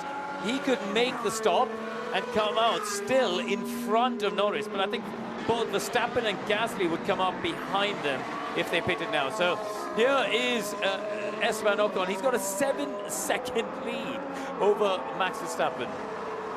I'll give Esteban Ocon his due. He has been exceptional in this heavy rain here. He has driven absolutely exceptionally on those intermediate tyres that he's had on right from the start, and I dare say he's going to come into the pits here and get rid of those to put on. Well, instead of what? No, he's not. But I suppose the thing is, what tyres do you put on? It's looking brighter away to our left currently from where the weather has been coming in. So does he just want to? Yeah, he's just staying out. Keep the temperature in these tyres, keep out there. He's keeping track position. He's just thinking, I'll stay out there, I'll survive. Behind the safety car, I'll have clear visibility. I'm going to keep track position, and maybe the safety car will stay out long enough for this massive rain shower to clear away, and we'll have better conditions, and I'll have, 1-3 for Alpine. Right, on board with Liam Lawson, and this into turn 1, banging wheels there. Well, he's on Lewis the full Hamilton. wet. Yeah, he's on the full wet tyres. He's got more grip in these conditions. I don't think Hamilton saw him coming at all. No. To be honest. So we got a safety car here, and a lot of drivers calling for a safety car. Did it ever get to a stage where we... So Esteban, rain decreasing in 1 to 2 minutes. Did it get to a stage where a red flag was possible, or should have been called, or the fact that the rain is blowing over and then going away, is that why race control thought safety car's better? I think the last point you made is right, which is they think, because as soon as you red flag a race, there's a whole set of procedures that need to happen, and it takes a lot of time. So I think what they've decided is, let's have the safety car, let's get this immediate big shower just to go over the circuit, get away from here. Having the cars going around, of course, helps to dry out any of that standing water. If there's a red flag, those cars are parked, they're not drying the circuit. So I think actually having a safety car, just clearing that water away, having the cars clear the water away, is actually a sensible thing at the moment. Right, let's do a little recap here. 10-second penalty for Oscar Piastri for causing a collision. 10-second penalty for Ollie Behrman for causing a collision. Under investigation for adjusting tyre pressures, the 2 Mercedes cars of George Russell and Lewis Hamilton. Under investigation for leaving the grid at the start, Lando Norris, who was on pole, George Russell, Liam Lawson, Yuki Tsunoda, and Charles Leclerc, I think, as well. I think that's the parish notices, Ted Kravitz, and all of those being investigated for the start will be investigated at the end of this race, whenever that might be. Yes, Croppy, but I'm still thinking about this Mercedes adjusting tyre pressures on the grid. I mean, Bernie, it's a no-no, isn't it? I mean, they've stated, the technical delegate, that it's against a technical directive, TD, for this year, but it's a real no-no. I don't know how they're going to explain their way out of this Mercedes. So the Haas of Nico Hülkenberg has come into the pits to, I think, get rid of the full wets. This is now not full wet conditions. It is easing up a little bit. It's brightened up massively, Crofty, here in the pit lane. And I think while it was for the last 3 or 4 minutes, Sergio Perez, Yuki Tsunoda, and the Haas that I just mentioned on the right tyre at that time, it's now the right tyre for intermediates. Thank you, Ted. Yeah, just to pick up on what Ted's saying, totally agree. From the radar, it should clear off now for a little bit. We can't quite see. Sorry, Bernie. Now that is Franco Colapinto, and this will be a red flag. Yeah. I know we're behind the safety car, but this will be a red flag, and this will be a big gain for Esteban Ocon, Max Verstappen, and Pierre Gasly, who haven't pitted in this race yet. And there's your red flag. And Franco Colapinto, who'd just been into the pits to change tyres, goes off at a spot where we saw Giancarlo Fisichella in the past. No, it was Fernando Alonso. Fernando Alonso and Mark Webber as well. Yeah, Mark Webber. We've seen lots of people, and it's the Williams mechanics. They've had such a tough day trying to rebuild both cars. Alex Albon's car, they couldn't get done. Colapinto there. I mean, Williams, it also does the damage bill, Crofty. That's just piled up their position as P1 on that particular ranking that they don't want to be a part of. But first of all, let's hope and check that he is okay. He is moving around. Yep. And I just heard a collective groan from the Argentine fans below our commentary box. Here comes the safety car and the train of cars as Colapinto's getting out. So that's good to see him getting out unaided and that he's okay. Max Verstappen's just radioed in to say, my tyres are just like a boat. Well, they can get a new rudder in the pit lane. And with some superb driving, forcing his way into contention, and a red flag at just the right time, then Max Verstappen has gained a lot, not just in terms of places here, but in terms of 2 places over his championship rival. Well, no one ever wishes for a red flag because a driver's gone off, but this could not have worked out better for Verstappen, and that couldn't have worked out worse for Franco Colapinto, and that's another big accident for the Williams team, who've got a lengthy check to write out for the crash damage this weekend. Wow, just look at the debris that's gone. That's all over the circuits. That'll have to get swept up during this red flag. Just got damage on the side there from the radiator. Cooling liquid just spilling out onto the circuit as well.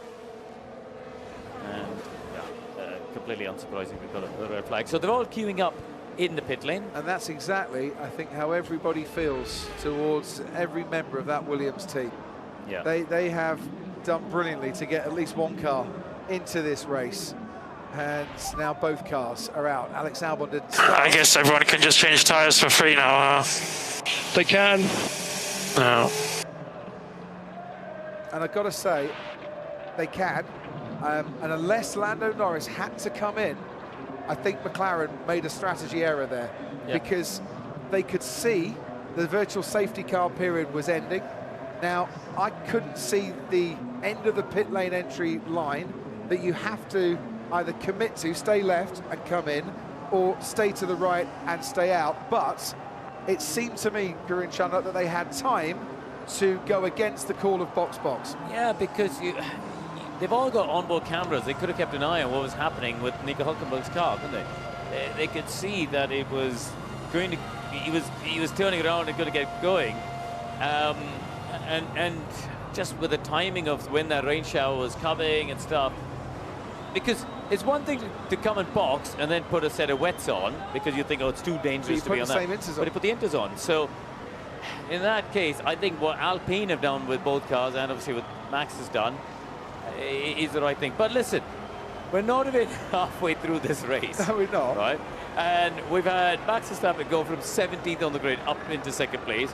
We've had Gasly go from 13th up into 3rd. There's a lot going to happen still. In Canada, they left it a lap too late to box Lando Norris, and it cost him. And I think here they went a lap too early, or shouldn't have gone at all, and at the moment it has cost Lando Norris. The top 3 will get a free change of tyres. Ocon, Verstappen, Gasly. Christmas, birthdays and everything have come early for Alpine, but it's going to be a very different race come the restart. Yuki Tsunoda now down in 6th, losing out a bit in the pit stops, but he's been driving brilliantly as well. Ted Kravitz, as Hamilton and Lawson get noted for causing a collision. Let's head down to you. Yeah, lots going on down here as all the drivers getting out of their car, back to their garages, go for a comfort break and then debrief with the engineers. Oscar Piastri has just come over, Crofty, to apologise for Liam Lawson, to Liam Lawson. So yeah, sorry, mate. Yeah, no, Piastri's apologised to Liam Lawson for the clash earlier. So Liam kind of said, all right, well, okay. I think I hear what you're saying about Lando Norris, but it was just a matter of keeping the car on the island for McLaren, really. Lando's just walked past me. Doesn't look like he's either happy or sad about the situation. Still in P4, ahead of Russell, isn't he? But in any case, as you say, the Alpine mechanics had been out in the pit lane with a variety, with a kind of pick your choice of tyres. A smorgasbord of tyres. First they came out with the inters, then they came out of wets, then they came out with 2 sets of wets. They thought they were going to double stack Gasly and Ocon, and then they went back in. So yeah, they're sitting pretty at the moment. We'll see where they go from there. Cheers, Ted. This has been noted by race control. The Hamilton-Lawson incident. Lawson managed to get past the Mercedes. Hamilton was turning in, and I really don't think he knew that Liam Lawson was there. And I think Nico Hülkenberg has been noted by race control as well. Remember, he got stranded.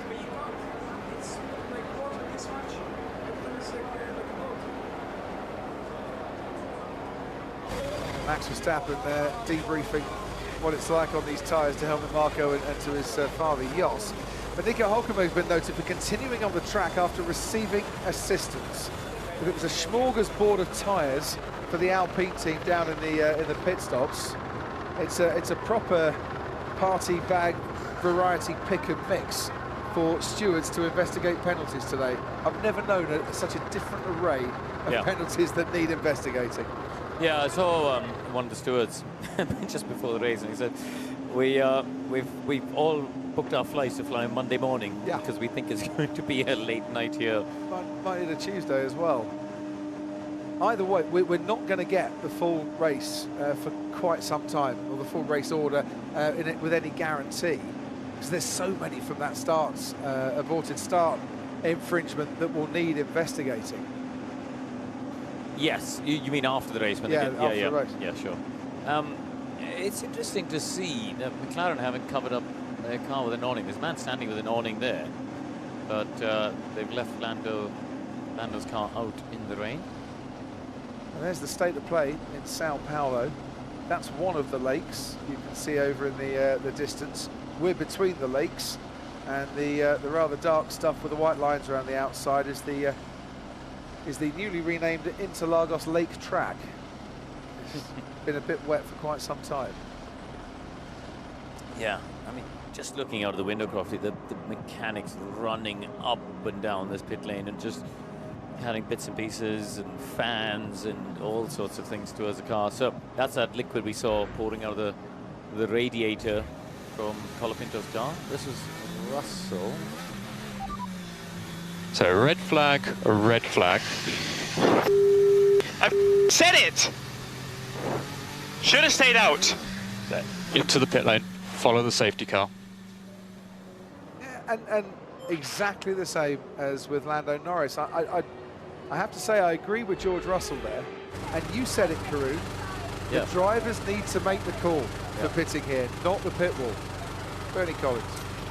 Yeah, just to come in on that a little bit, Crofty, I think there was time for McLaren to adjust that decision, I think, like you've discussed. However, I think we've got into this ideal now that lots of drivers run their Inter. How badly worn is it? Is it going to survive that amount of rain?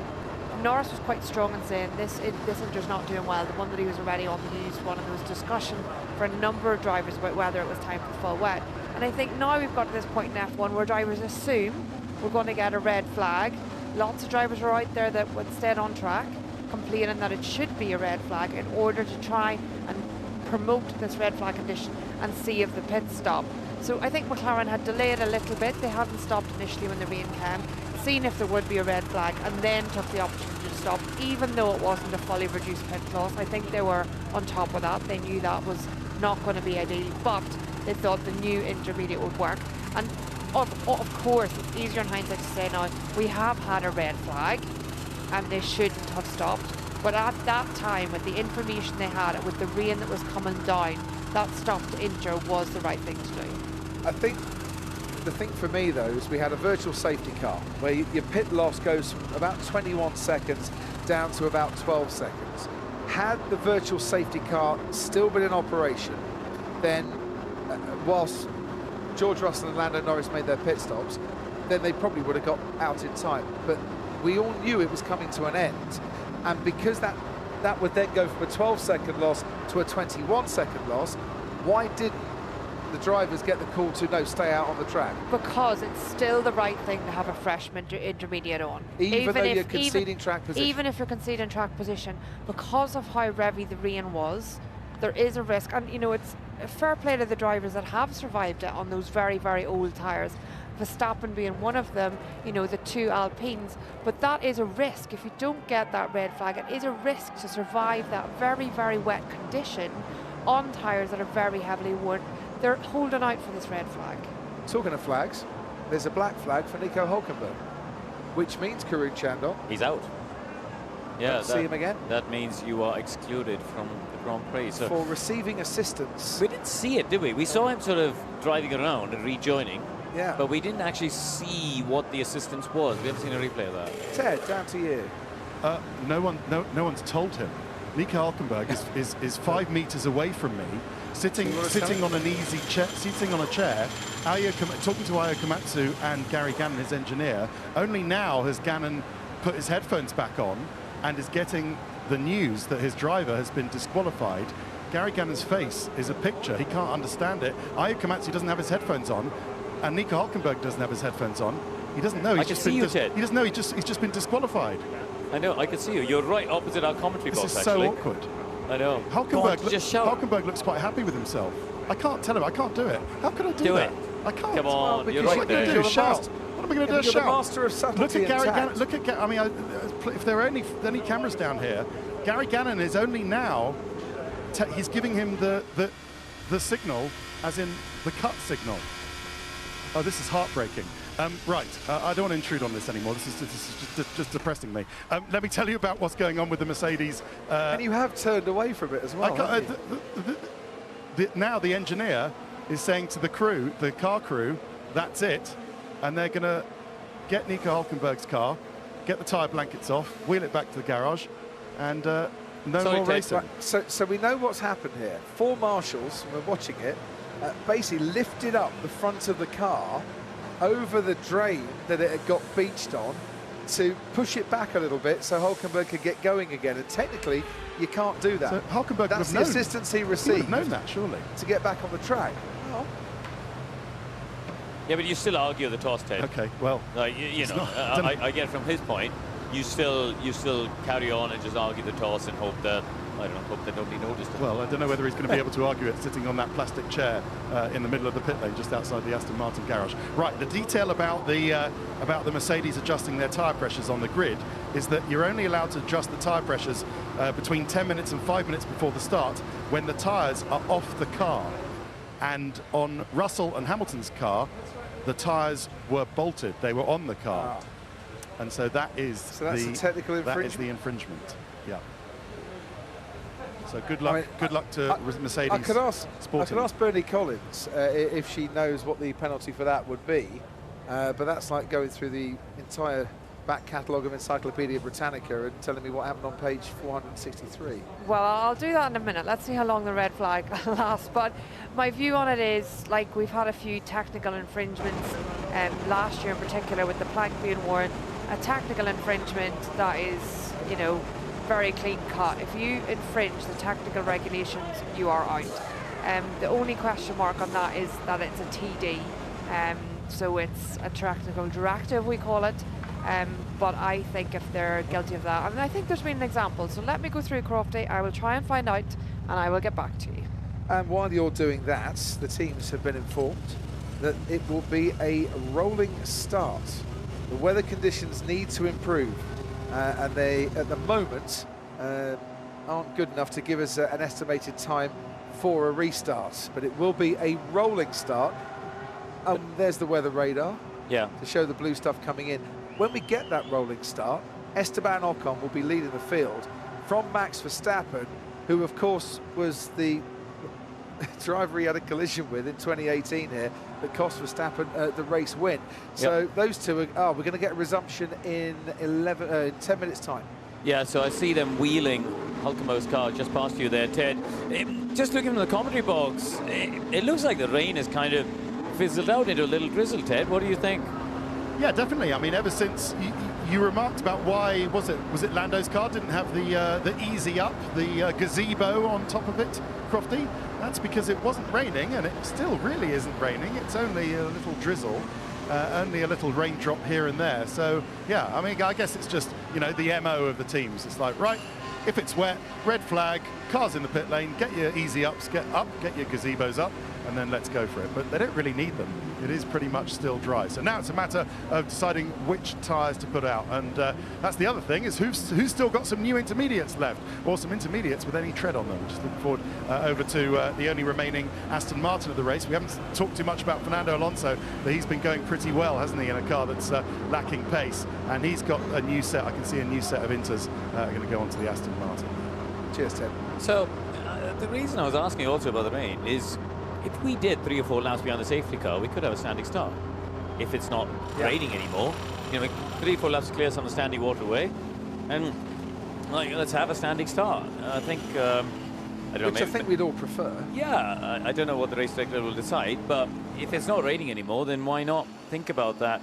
Ollie Behrman, by the way, has served that penalty. So you know what I was saying, that they will hope to serve it at the pit stop, hope to get their penalties, serve it at the pit stop, because it'll all close up again.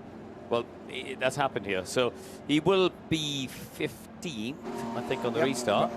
Oscar Piastri hasn't served his penalty. So he will, if there's another pit stop, he'll serve it then, or if there isn't, it'll be added on at the end of the race. As Max Verstappen is being hurried along a little bit by his physio there, Rupert Manwaring, as 8 minutes before they get going.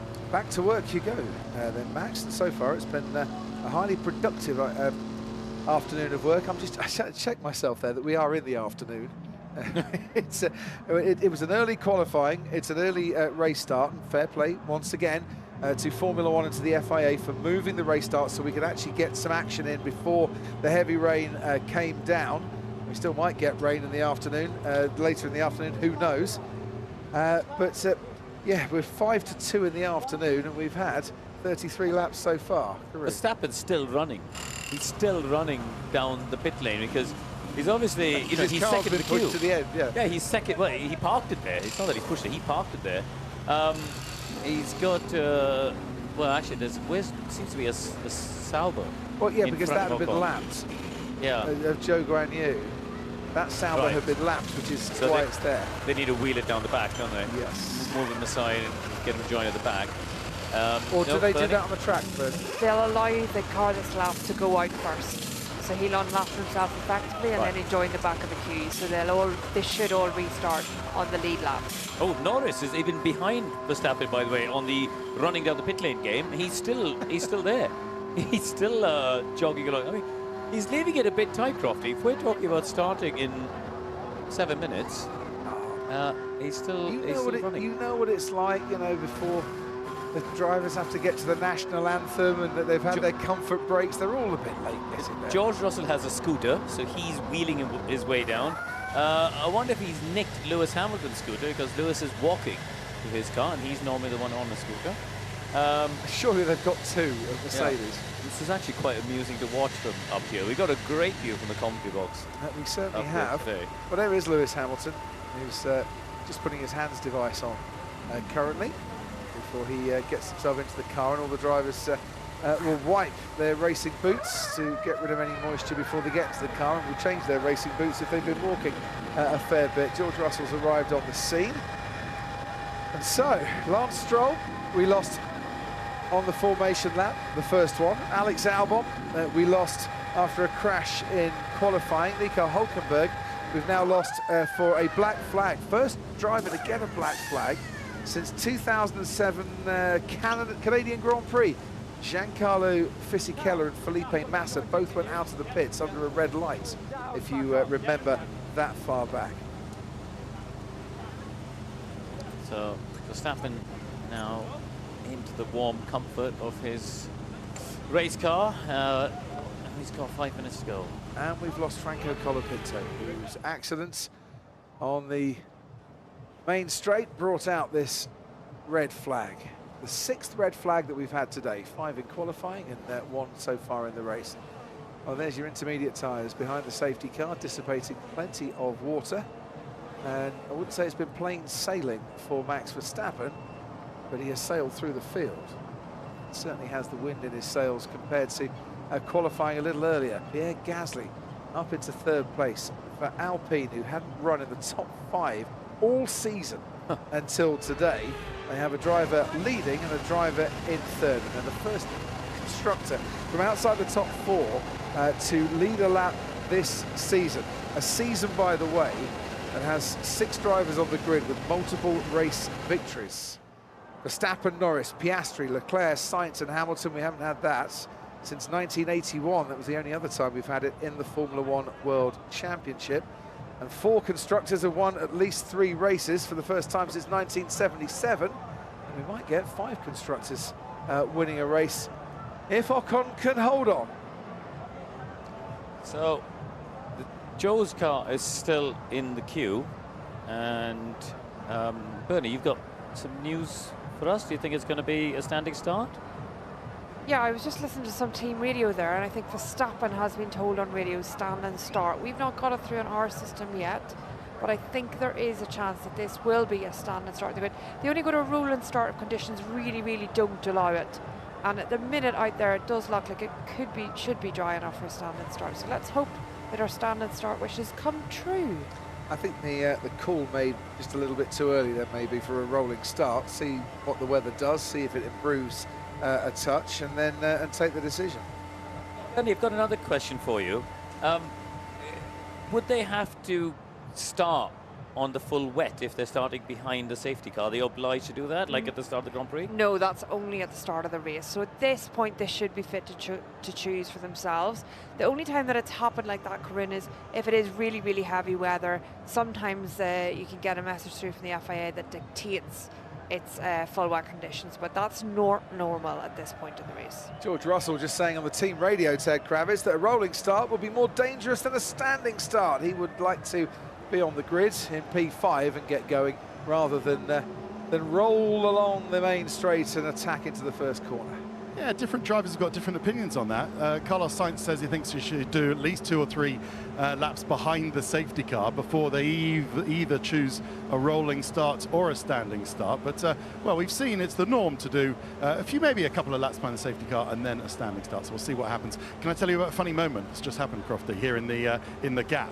As long as it didn't involve you telling Nico Hülkenberg he was out of the race. I tell you what, he took it really well. I think he knew it was coming. That's what made me sort of curious. It was clearly a surprise to Hülkenberg's engineer, but Hülkenberg was, when he was told, was like, yeah, I kind of knew that was going to happen. He knows the rules, experienced campaigner like Hülkenberg.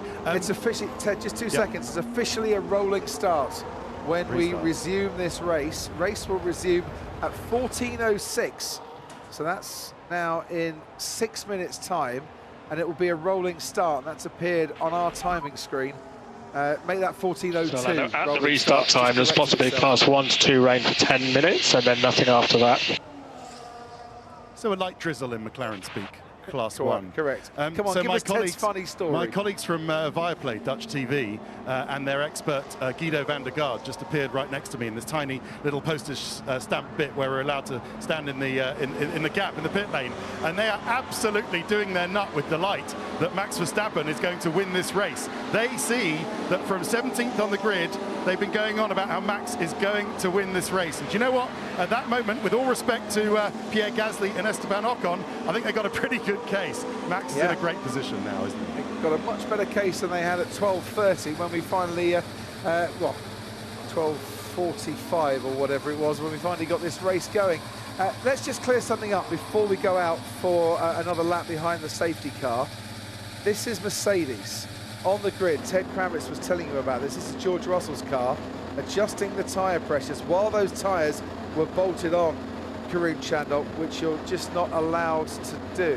And the McLaren, look at the right side there, their tyres off the car and they're adjusting it. So that looks like the difference between why Mercedes are being investigated and McLaren aren't. But both drivers... There we go. You can see it quite clearly there on the Lewis Hamilton's car. And both drivers under investigation, along with 3 others, for leaving the grid after the aborted start message came out. That will be investigated after the race. Watch this space, or go to our online service, skysports.com/Formula 1, for the latest news here from Interlagos, if it comes after we come off air. Yeah, our online wizard Nigel Chu will be very busy after the Grand Prix, keeping everyone up to date, I'm sure. Typed more words this weekend than he's ever typed in a weekend before. So he tells me. Thank you, Nigel, for everything that you do. So he tells me by WhatsApp. Communicates by writing. Right, here we go then.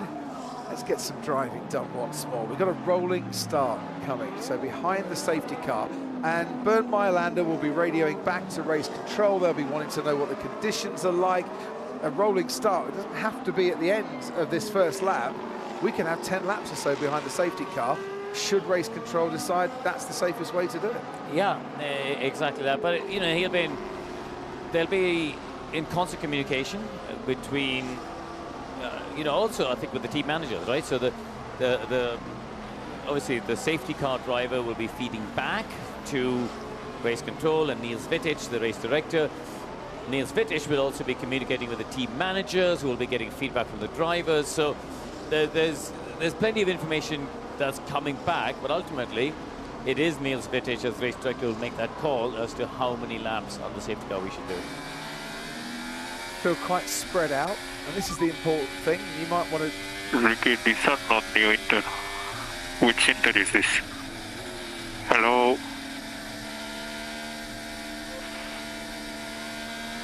And he can feel that by being out there behind the safety car. He knows they're not new Inters. Well, also when the blankets came off, he'd look at it and go, they're not new Inters. So,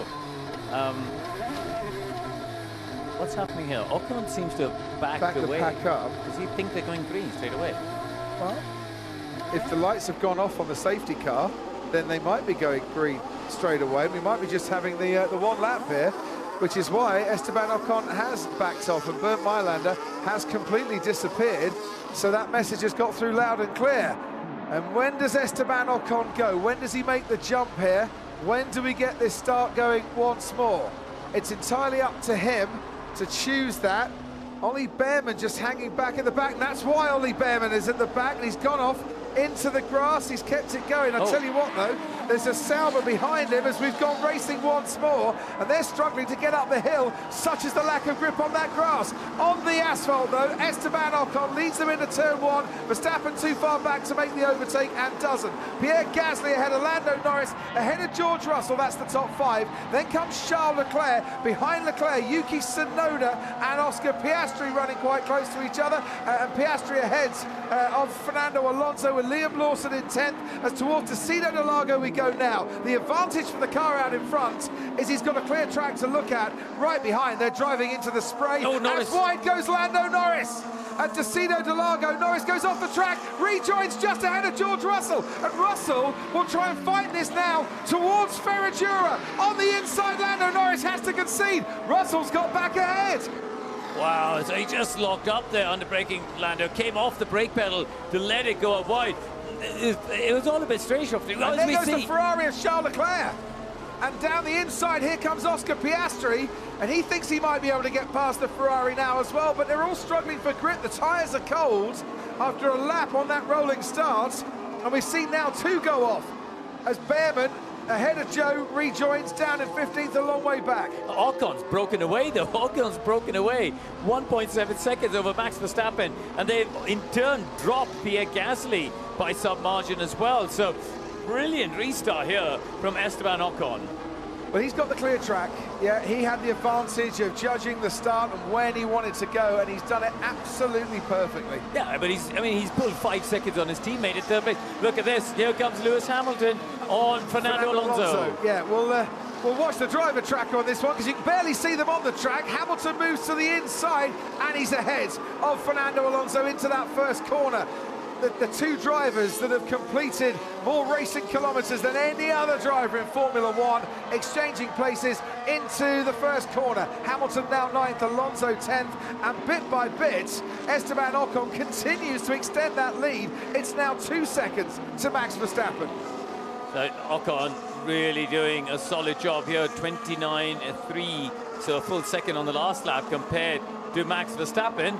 And look at the spray going. I have to say, I'm a bit surprised we didn't do more laps on safety car, and there was no message about the safety car coming in either. No, there was no communication on that one. The drivers can see little ahead of them, and it might have needed 2 or 3 laps just to give them half a chance of seeing where they're going. But do you know what? They're not the best drivers in the business for nothing, and they're giving us great entertainment out there on the track. Hamilton down in 9th place. Yuki Tsunoda in 8th.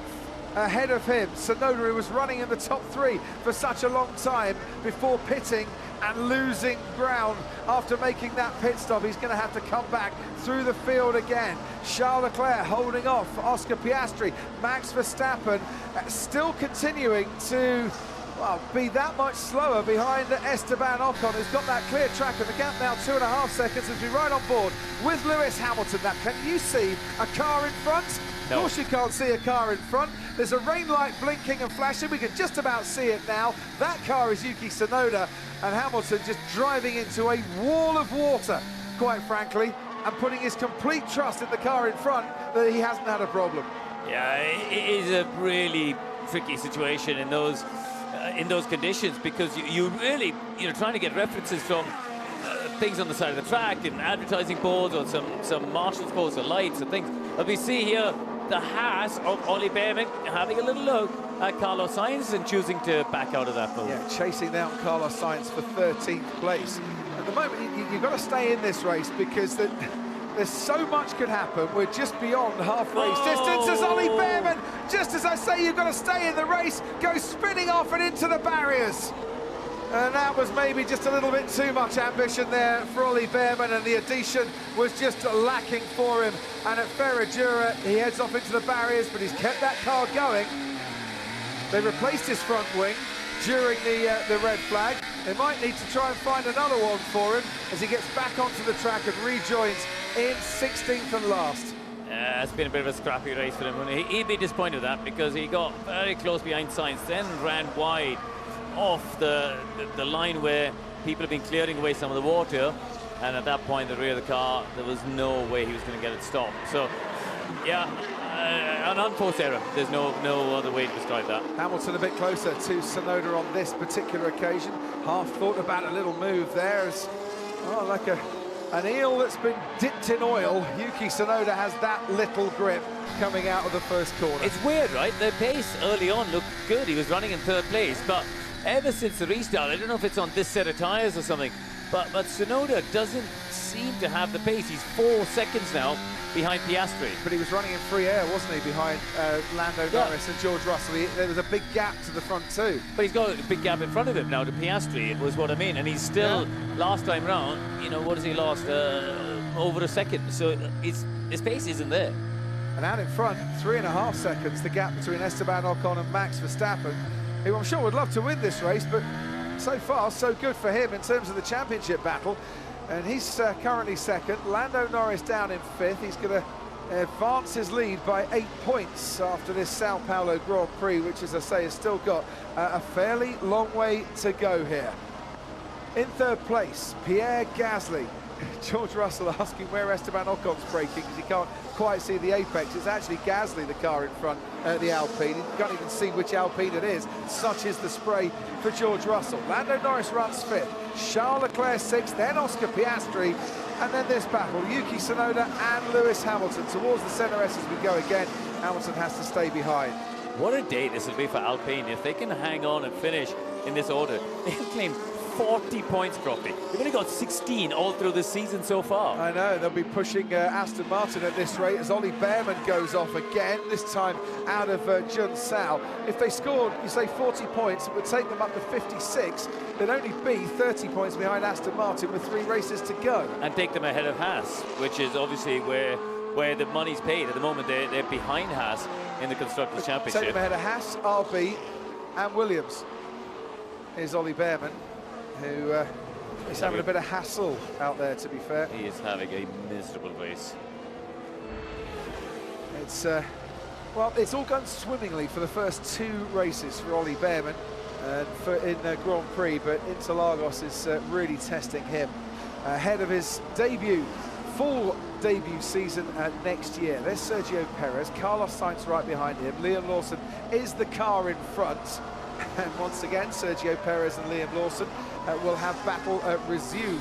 Bernie Collins looking at me at Sky Race Control. Did you want to come in? I was just going to mention on Oliver Behrman then, we've seen him go off, and you know what's happened there is you have one off of the track, you really lose a lot of tyre temperature, then you struggle to get that tyre temperature back, so it becomes this cycle of dropping tyre temperature, having a little spin, dropping some more temperature, so he's got to easily bring that in, and I wonder if it comes a point where they just need to box him for a hot set of inters. Just what I was going to say. Pit him then, make it a little bit easier, because you never know, we might get another safety car, we might get another red flag in these sort of conditions, and he might be able to close up.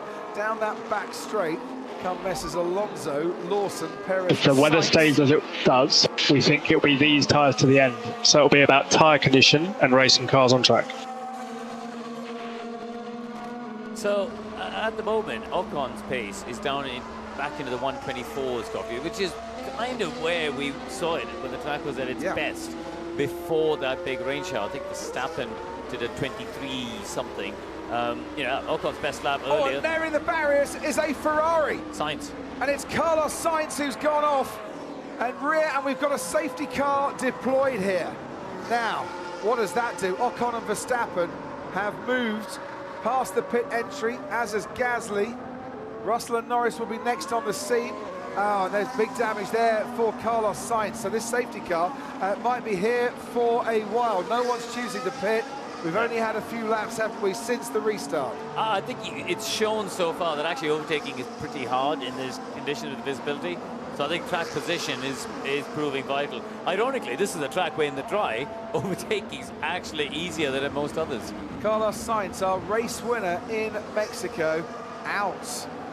And bringing out the safety car here, crashing, sadly for him, on lap 40 out of 69 at Lorania.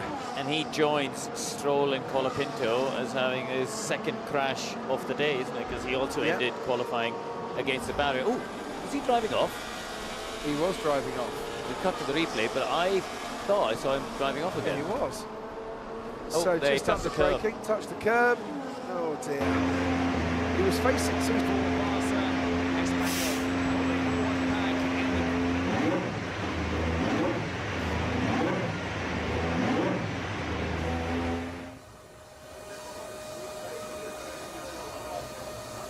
up, I can see it on our tracker.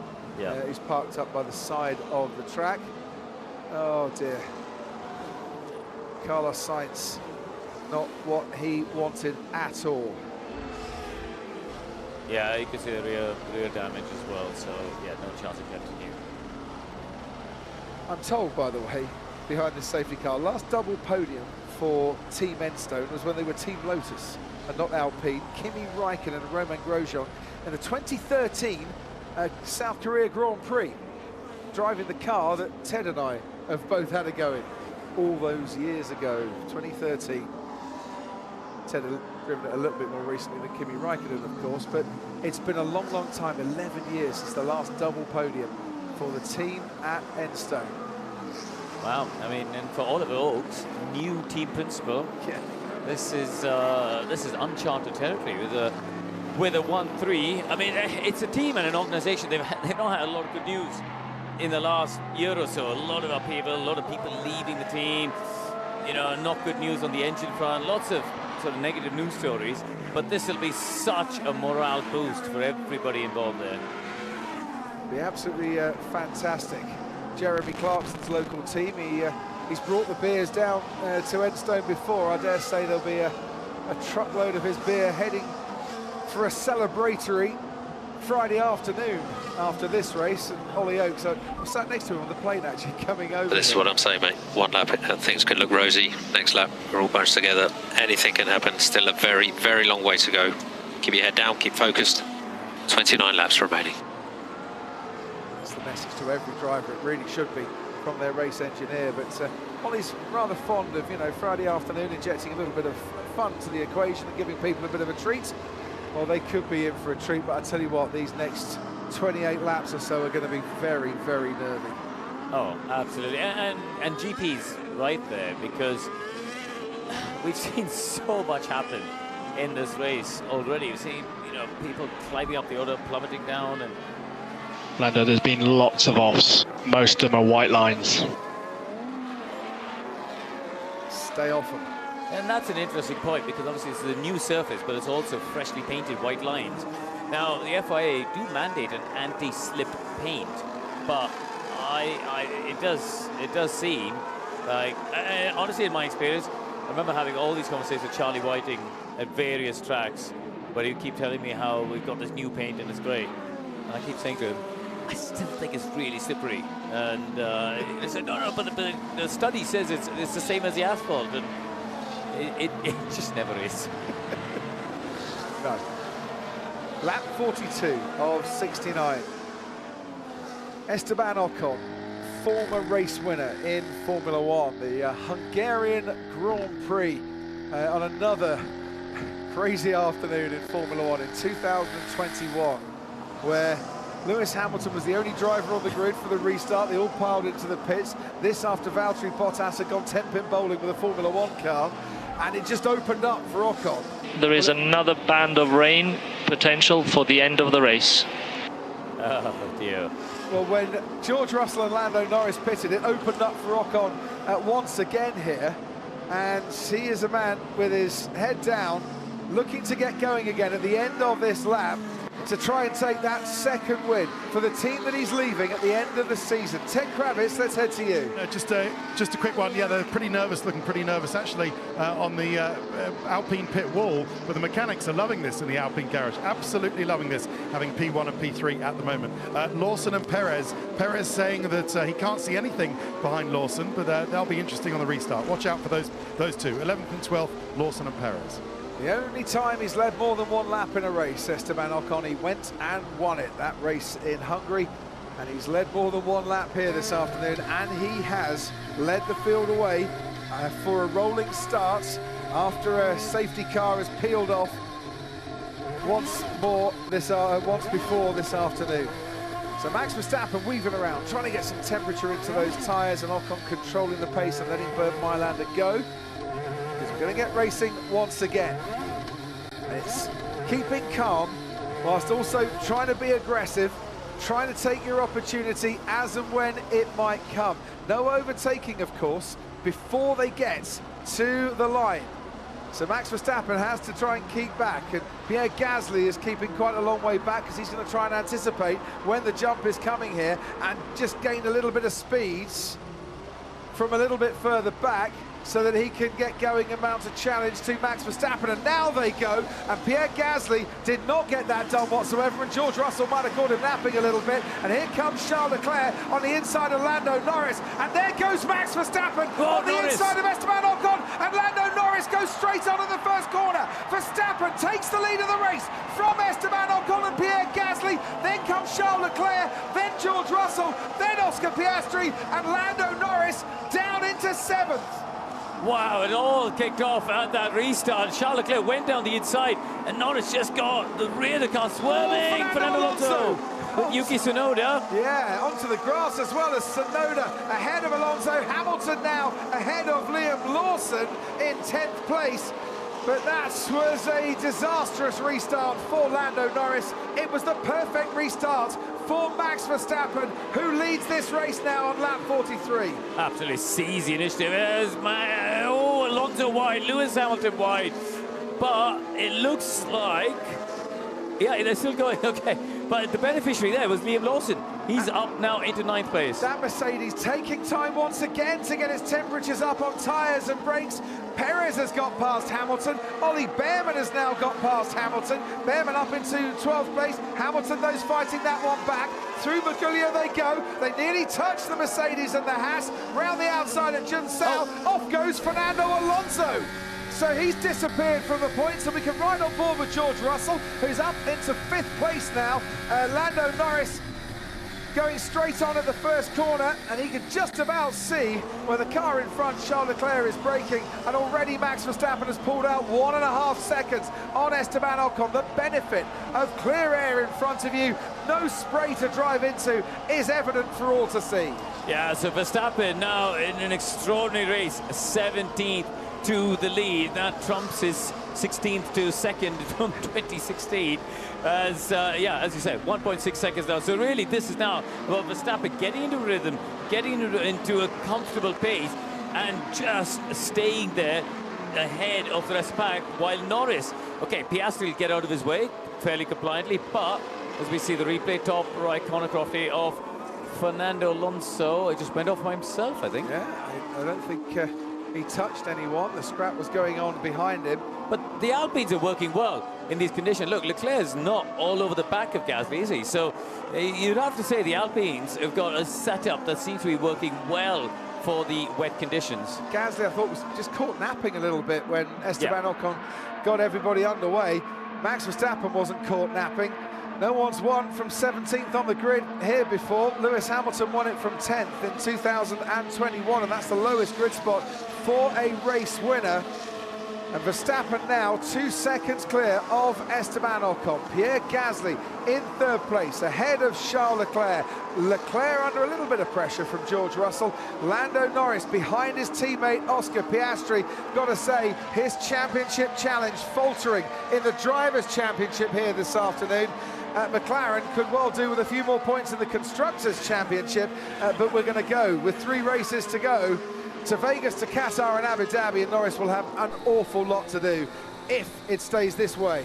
Yeah, we have to remind people that that investigation for the start procedure is still hanging over Norris's head, and Verstappen, as we see, this is the replay. Look, first we had Russell attacking Gasly, then Leclerc down the inside of Norris, who just, I think he got slightly unsighted by George being in front of him. Leclerc's the big beneficiary there. He gained on Lando and George. 2 cars in one move, and in the end Lando rejoined behind his teammate. He wasn't moving out of the way of Charles Leclerc, but I think he was giving a lot of distance between Leclerc on the inside and himself, and in moving across he lost the rear a little bit. Yeah, I think he didn't realize how close to the corner perhaps they were, or how slow George would be, and I think just at that point he suddenly thought, oh God, running to the back of George, and yeah, just locked up the rear, slid away from the racing line on the right. New fastest lap of the race for Max Verstappen. 3 seconds the gap between himself and Esteban Ocon. Pierre Gasly still running in 3rd place. Let's go back down the field. Sergio Perez riding on board as well through that first corner. In 10th behind Liam Lawson. There'll be no swapping positions going on with that one, but the 2 McLaren drivers told to swap positions now. Piastri complies, as he did in the sprint race yesterday, allows Lando Norris through and up into 6th place.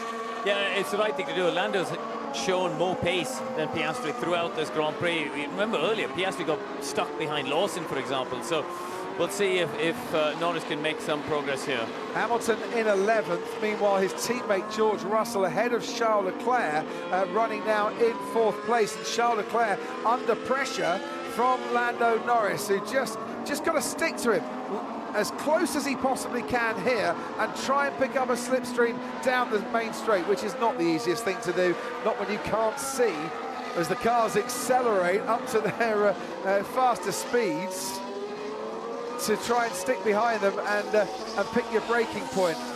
Charles Leclerc has been noted for rejoining the track unsafely at turn 4 by race control. That might get sent to the stewards, who are surely working more overtime than they ever thought they imagined would be possible. Charles Leclerc looks in his mirrors. Lando Norris isn't close enough. Oscar Piastri still in 7th. Yeah, with Lando just moving to the left to get a bit of visibility there as well, a bit of clean air onto the front wing. He's close to Charles, and I get the sense he's quicker than Charles if he can get ahead. This, I think, is where he's got a better chance, but Leclerc's already covered that off by just moving over towards the inside, halfway down that straight. Yeah, he hasn't got the straight line speed, has he? Let's see Charles Leclerc. This is where he went off the track, down at turn 4, and where I think he's conceded that place to George Russell. So runs wide, runs wide, runs wide. There's the Mercedes on the inside. We've seen that before in the race. We saw Ollie Behrman and Lewis Hamilton. Yeah, and also I think we saw, Lando going off there earlier and rejoining the track. And but as long as you've left a car's width on the left. It was a carbon copy, it looked like to me, there, of when Hamilton went off and Behrman scooted down the inside. Yeah, I wonder if that's a bit of McLaren complaining, trying to get the position swapped with Leclerc here and give Lando some free space. I could be wrong, but I don't see that being a penalty. I really don't. Yeah, I agree. So up at the front now, the Alpines have settled into a rhythm, haven't they? They've pulled away from George Russell. He's over 3 seconds now behind Gasly. I'm massively impressed with the Alpine pace in these conditions. Really, really. In the dry, when we had the sprint, the sprint yesterday morning, it was. Yeah. They didn't look anything special, but as soon as the rains come down, the cars look very competitive. You asked me, didn't you, who I fancied for qualifying? I meant for the race when I said Vive la France a little earlier. And Vive la France it is. Last time we had 2 French drivers finish on the podium. 1997 in Spain, Olivier Panis and Jean Alesi. Wow. Second and third. Could be very much. Ooh la la, Vive la France for later. Lando goes a touch wide, and we've seen drivers just falling away and away at that particular corner at Lorania earlier in this race. Charles Leclerc has a decent advantage as they come to the acceleration bits, but behind Sergio Perez, still trying to make an impression on Liam Lawson. And this is for double points for Perez, because he's only getting 1 at the moment, but also to show Red Bull that, you know, he is the man for that seat for next year, and he doesn't want to go anywhere, and he wants to stay in that seat, but they're looking at other drivers. Potentially, Sergio Perez might not be in Formula One for next year, and he needs to be making more of an impression in races, because that's what Red Bull are demanding of him. And once again, Perez close, but not close enough, going into turn 1 to try and get past the RB. And he's stuck behind 2 drivers who are chasing his seat. Ironically enough. Verstappen's checked out the front off. He's on 2 fastest laps in a row. Last one, half a second quicker than anything anyone else can do. And it was George Russell, in fact, second fastest. But just in contrast, you know, Verstappen at 22.2, Lando Norris at 23.9, 1.7 seconds. Just not working for Lando Norris in this, what we think is the final stage of this race, but you know, there's still 21 laps to go. There still could be a safety car, there still could be a red flag, that anything could happen here. I'm looking at the clock, we've got 45 minutes during which this race must get done, Ted Kravitz, otherwise it ends early. Yeah, you're right, I know, but it really has become a case of damage limitation now for Lando Norris. A couple of key incidents with the timing of the pit stop, and then a couple of key mistakes from Lando Norris making the difference. Crucially, as he seeks to get some pace, he's still slower than Charles Leclerc in front of him. And even if Norris thinks, or McLaren think, that Russell in P4 is going to get a penalty for the tyre pressures thing, then he does need to still try and make it past Leclerc, does Norris. But at the moment, Leclerc is comfortable with the tyres that he's on, comfortable keeping the pace, and yeah, Leclerc going well as they try to get nearer to Gasly, but they can't, can they? I have to say, you know, after this race, and Bernie, I'd love to get your take on this, but you know, when you look back at a race like this, it must be so hard for the engineers and the drivers to try and even just, I mean, I know from a driving perspective, so much happens that you don't see because you have such a myopic view from the cockpit. It must be really confusing to try and debrief and dissect. Yeah, it's really confusing to debrief and dissect because you've got this combination of data. We've got the TV screen, we've got a race trace, which I'm looking through here, we've got the radar, we've got the driver radio, so much to bring together where you have to replay it all together to realize which decisions you made when and why and what could have been done differently or said differently at all the different points through the race.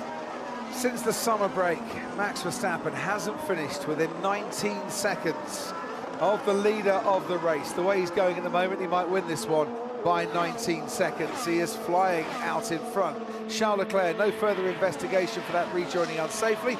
Not a surprise in the slightest on that one. And he is currently about 0.8 of a second ahead of Lando Norris. You just missed him going through your screen there as the camera picked up the 2 Papayas, the 2 McLarens running in 6th and in 7th, which is not, after the sprint race 1-2 yesterday, what they expected here this afternoon, a race that could have been their 50th 1-2 finish in Formula One, but it has unravelled really since the start, since what should have been the start of the race. keep reminding you, Lando Norris under investigation for a starting procedure infringement, and that might cost him a time penalty further. Yeah, I mean, we stood on the grid and said he's starting first, Verstappen starting 17th. This is a pivotal day in the championship, and there's a chance for a big swing at points. I didn't expect to be seeing such a big swing going the other way, I have to be honest. I thought Verstappen would come through because we know he is exceptionally good in the wet, but if you told me he was going to win and Norris would finish 6th, that's not what I would have expected. The only thing that might be concerning Max Verstappen at the moment is that he's been told by his... Oh, double yellow as off goes Oscar Piastri. And for one moment, that could have seen him going way, way further. And he's under pressure, though, from Yuki Tsunoda behind him. Tsunoda picking up a brilliant slipstream here, pulls out to the right-hand side. He's got the pace along this straight. Piastri's compromised. Piastri's got the inside line, though. Piastri breaks us that little bit later, too, and manages to hang on to 8th place. Oh, dear. So, Liam... Yeah, so Oscar Piastri just managing to stay ahead there. Yuki Tsunoda, the one behind him, that just caught me by surprise. I looked at the names on the sun, and that's not Liam Lawson behind Oscar Piastri. What's going on? No, he lost about 3 seconds, Oscar, didn't he? Yeah. So you can see the gaps open up to Lando. Norris is stuck. I do think he's got more pace in that McLaren than Charles Leclerc, but he's just kind of stuck there. Here we go. Here's the front left lock up, and he then steers off wide. 2.83 precisely. He's lost the penalty on that. We like to get accuracy here. We certainly try. Yeah, Max Verstappen just being told, find a bit more water. Your front right is hitting peak temperature, so try and keep those tyres cooled down a bit. If he is trying to find a bit of water, it's not affecting his pace. 6.7 seconds, the gap between himself and Esteban Ocon. George Russell is coming back, though, a little bit at Pierre Gasly. The gap 1.1 seconds there. Charles Leclerc and Lando Norris, both off the track a couple of times during this race. 3 strikes, and then you get the black and white flag, and then you get a penalty after that. So that's worth keeping an eye on. Behind Leclerc and Norris, Piastri ahead of Tsunoda and Lawson, and Sergio Perez in the top 10. But just 1 point so far for Sergio Perez, who's stuck right behind Liam. And a weather update on lap 60. We expect class 1 to class 2 rain to last for about 4 laps. Remind me again, because I prefer simple English. Class 1, heavy. Class 1, light drizzle. I think it's 1 is light and then it ramps upwards, doesn't it? It gets more and more intense with the bigger number. So think of it as a little, winter drizzle to start, and then slightly ramping up. I don't know why they're tempting it then. He's coped with far heavier this weekend so far. Right, Perez, Lawson, in between Lawson and Hamilton. Well, I think they're telling him because they want him to keep the tyres alive for when it does rain, and he keeps tread on it. But he's got to use I think he's got to use the tyres in any way he can to get ahead of Leclerc and then sort it out. I mean, track position is proving pretty vital, just purely from a visibility standpoint, if nothing else. And he shouldn't be saving on fuel because we've had the laps behind the safety car, and the race has been run at a much slower pace than normal.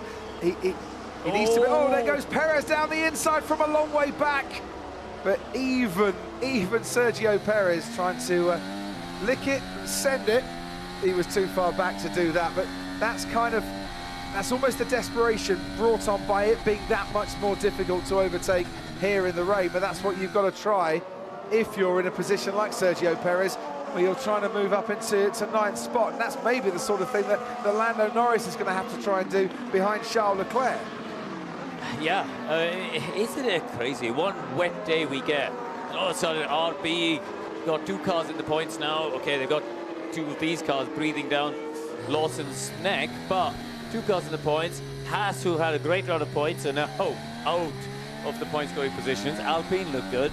It's crazy. And this is what is amazing about Formula 1, right? You get these wild and wacky races every once in a while. That was almost contact between Perez and Lawson. Bico de Pato, the Ducksbill corner, quite an apt corner for a day like today. And out in front, 7.7 seconds, the gap, Verstappen over Ocon. Pierre Gasly, about 3.5 seconds behind his teammate. He's keeping George Russell at bay, though. Opened up another couple of tenths advantage on the previous lap. As here goes Sergio Perez once again, running through the spray to try and get that inside line. This time he is wheel to wheel with Lawson. Lawson's not giving this one up. They touch wheels. Perez has to concede, and here comes Lewis Hamilton with a much faster speed through the Curva de Sol to try and make an impression, but Sergio Perez had better traction. To say Lawson was much less compliant with Perez than he was with Max Verstappen. Oh, Perez gone wide. Perez went wide at Desiderolago, and that's allowed Lewis Hamilton through. So, oh dear. I mean, I just think, you know, up at this hairpin here earlier in the race, he practically waved Max through, didn't he, Lawson? But clearly that needle between him and Sergio Perez that started in Mexico is carried on here. Wow. So Liam Lawson survives in 9th. Hamilton moves up to 10th. Sergio Perez is going to have to try again. And we're on lap 56 of 69, which by my calculations has taken us, at the end last lap actually, above 75% race distance. So whatever happens from here, full points will be scored. If the race ended and wasn't resumed, full points will be awarded today. That incident between Perez and Lawson has been noted. They did touch, so that's why the race director has noted those two drivers. Ted, to you. Yeah, and how important will that be both for Max Verstappen's Drivers' Championship and Alpine's Constructors' Championship that we're getting 4 points today? Crofty, can I do a new strand? I'm going to call it Unnoticed and Potentially Insignificant Triumph of the Day. And that is awarded today. It's awarded today to Fernando Alonso, who you remember slid off, didn't he? About 15 laps ago after the Sainz restart. And he was nearly 20 seconds behind the Sauber of Zhou Guanyu, and over those laps he has closed down. Big broken on the side of me. Something drove into the side of me? Sergio Perez drove into the side of Liam Lawson, according to Liam Lawson. Alonso, unnoticed, has cut that deficit completely. I know it's only gaining on a Sauber, but brilliant job from Alonso. He's about to overtake Zhou for last running position, having overcome a 15 to 16 second deficit to the Sauber. Great recovery from Alonso. Yes, it's not unnoticed by me, but it might be insignificant, but it is a triumph of the day. Ted, I'm going to set you a challenge. See if you can go tell Fernando Alonso that story and see how much he cares about finishing 14th place and second last on the road. Yeah, but he did it. He completely obliterated the 16 second deficit. So I hope he's enjoying himself.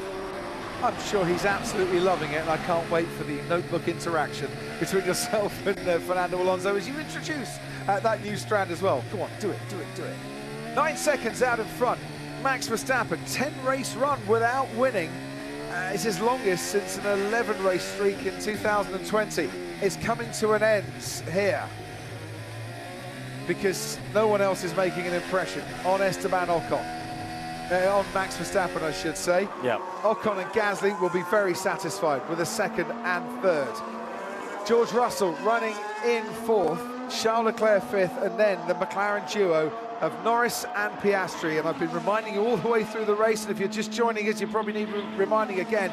Lando Norris, who started this race on pole, is one of a number of drivers under investigation for an infringement for maybe leaving the grid when they shouldn't after the first start was aborted, and that will be discussed in the stewards' room after this race. So what has been a very bad afternoon for McLaren could get even worse after this race has been completed. On board with Lewis Hamilton now, who had a much better time, I'm sure, driving Ayrton Senna's old McLaren than he has been driving his Mercedes in this race today. Is still going for the overtakes and now trying to get Liam Lawson, but it just wasn't there for him. Yeah, and don't forget Mercedes, of course, are under investigation for that tyre pressure infringement as well. So there's a good chance that the order we see at the checkered flag is in the order in a few hours after the race. But in the meantime, let's enjoy what we are seeing on track before checkered flag. Liam Lawson now under pressure from Hamilton. Perez has dragged himself as well into this little battle after his excursion into the runoff at turn 4. So Lawson he's taken a lot of pressure in this race, I think, and so far coped with it pretty admirably as Hamilton goes wide up there. And this is going to allow Sergio Perez to get back almost wheel to wheel. Hamilton drifts over to the right-hand side, as you can see, and Perez was wise to that one because he's going to try and dive down the inside now. This is super scraps going on for the last scraps of the points, and Hamilton struggling with the handling of his car, with bouncing, with just no grip out there, is desperately clinging on to 10th place here in Interlagos and desperately trying to make it 2 points for finishing 9th as he chases after Liam Lawson once again, and Sergio Perez would just like something to go his way from time to time. So remember, Will Joseph said there's more rain expected on lap 60. Well, we're on lap 59, so we'll keep an eye on that and see. Bernie, have you got anything on the radar? Not one to disagree, but my radar doesn't have that rain. So let's see, we've got 9 laps left. At the minute, north of the track looks pretty clear, I would say. That's where all the rain's been coming from. There have been blanks in the radar there, but for me, I think there's a potential that this race is drying now to the end of the race. No further investigation. Perez and Lawson for the incidents at turn 2. Yeah, I think that's fine. I think, you know, it's fair enough, really. Perez saw a gap, went for it, and then they sort of squabbled a bit, but I think it was fine. Another fastest lap for Max Verstappen. Only driver lapping in the 1:21s currently, and 10.5 seconds clear out in front. It's a masterclass. Yeah. Absolute masterclass here from Max. I mean, not only has he gone from 17th to 1st, but he's also got a 10-second lead over the rest of the pack. In a race where I've been saying quite a lot about how it's difficult to overtake, it's tricky with visibility, it's hard to make the moves, he's made a lot of those moves. I know he did 7 of them on the opening lap, but he's picked his way through the pack and got out in front, and yeah, an absolute masterclass. It's vintage Verstappen, and it's the sort of drive that delighted us time and time again in his racing career. The frustration with Max is that sometimes he does things that you don't quite like, but I don't want to dwell on that, but it's just the conundrum of Max Verstappen a little bit there, that with this excellence just occasionally comes almost a stubborn resilience, a belligerence almost, that whilst could be thought of as admirable because he's never changed one iota from when he first came in, sometimes if you are getting penalised for it, you do have to change your ways a little bit, or it keeps happening.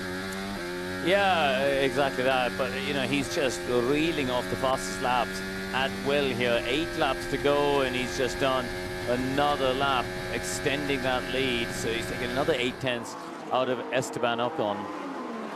Pierre Gasly never finished on the podium twice at a venue on the Formula One calendar. He's been on the podium here, of course, held off Lewis Hamilton, didn't he, to get P2 in a great drag all the way to the line, but he's trying to hold off the other Mercedes of George Russell currently. So if Alpine jumped, Crofty, from 9th to 6th in the Constructors' World Championship, this race is a $50 million race for Alpine. Let that sink in. A one-off result in a wet day in Sao Paulo, Tech Kravitz, is going to be worth $50 million if they can, of course, hold on to that 6th place at the end of the season. Yes, if it stays through like that, like for Las Vegas, Qatar and Abu Dhabi. Forgive my stumbling, but I've just thought of a new award of the day, Crofty. It's, another one? Yeah, I've thought of Take a Day Off of the Day award, and that is, do you know who I'm going to award it to? No, we were just talking about them. It's the Alpine pit crew, because they have not made a pit stop, have they?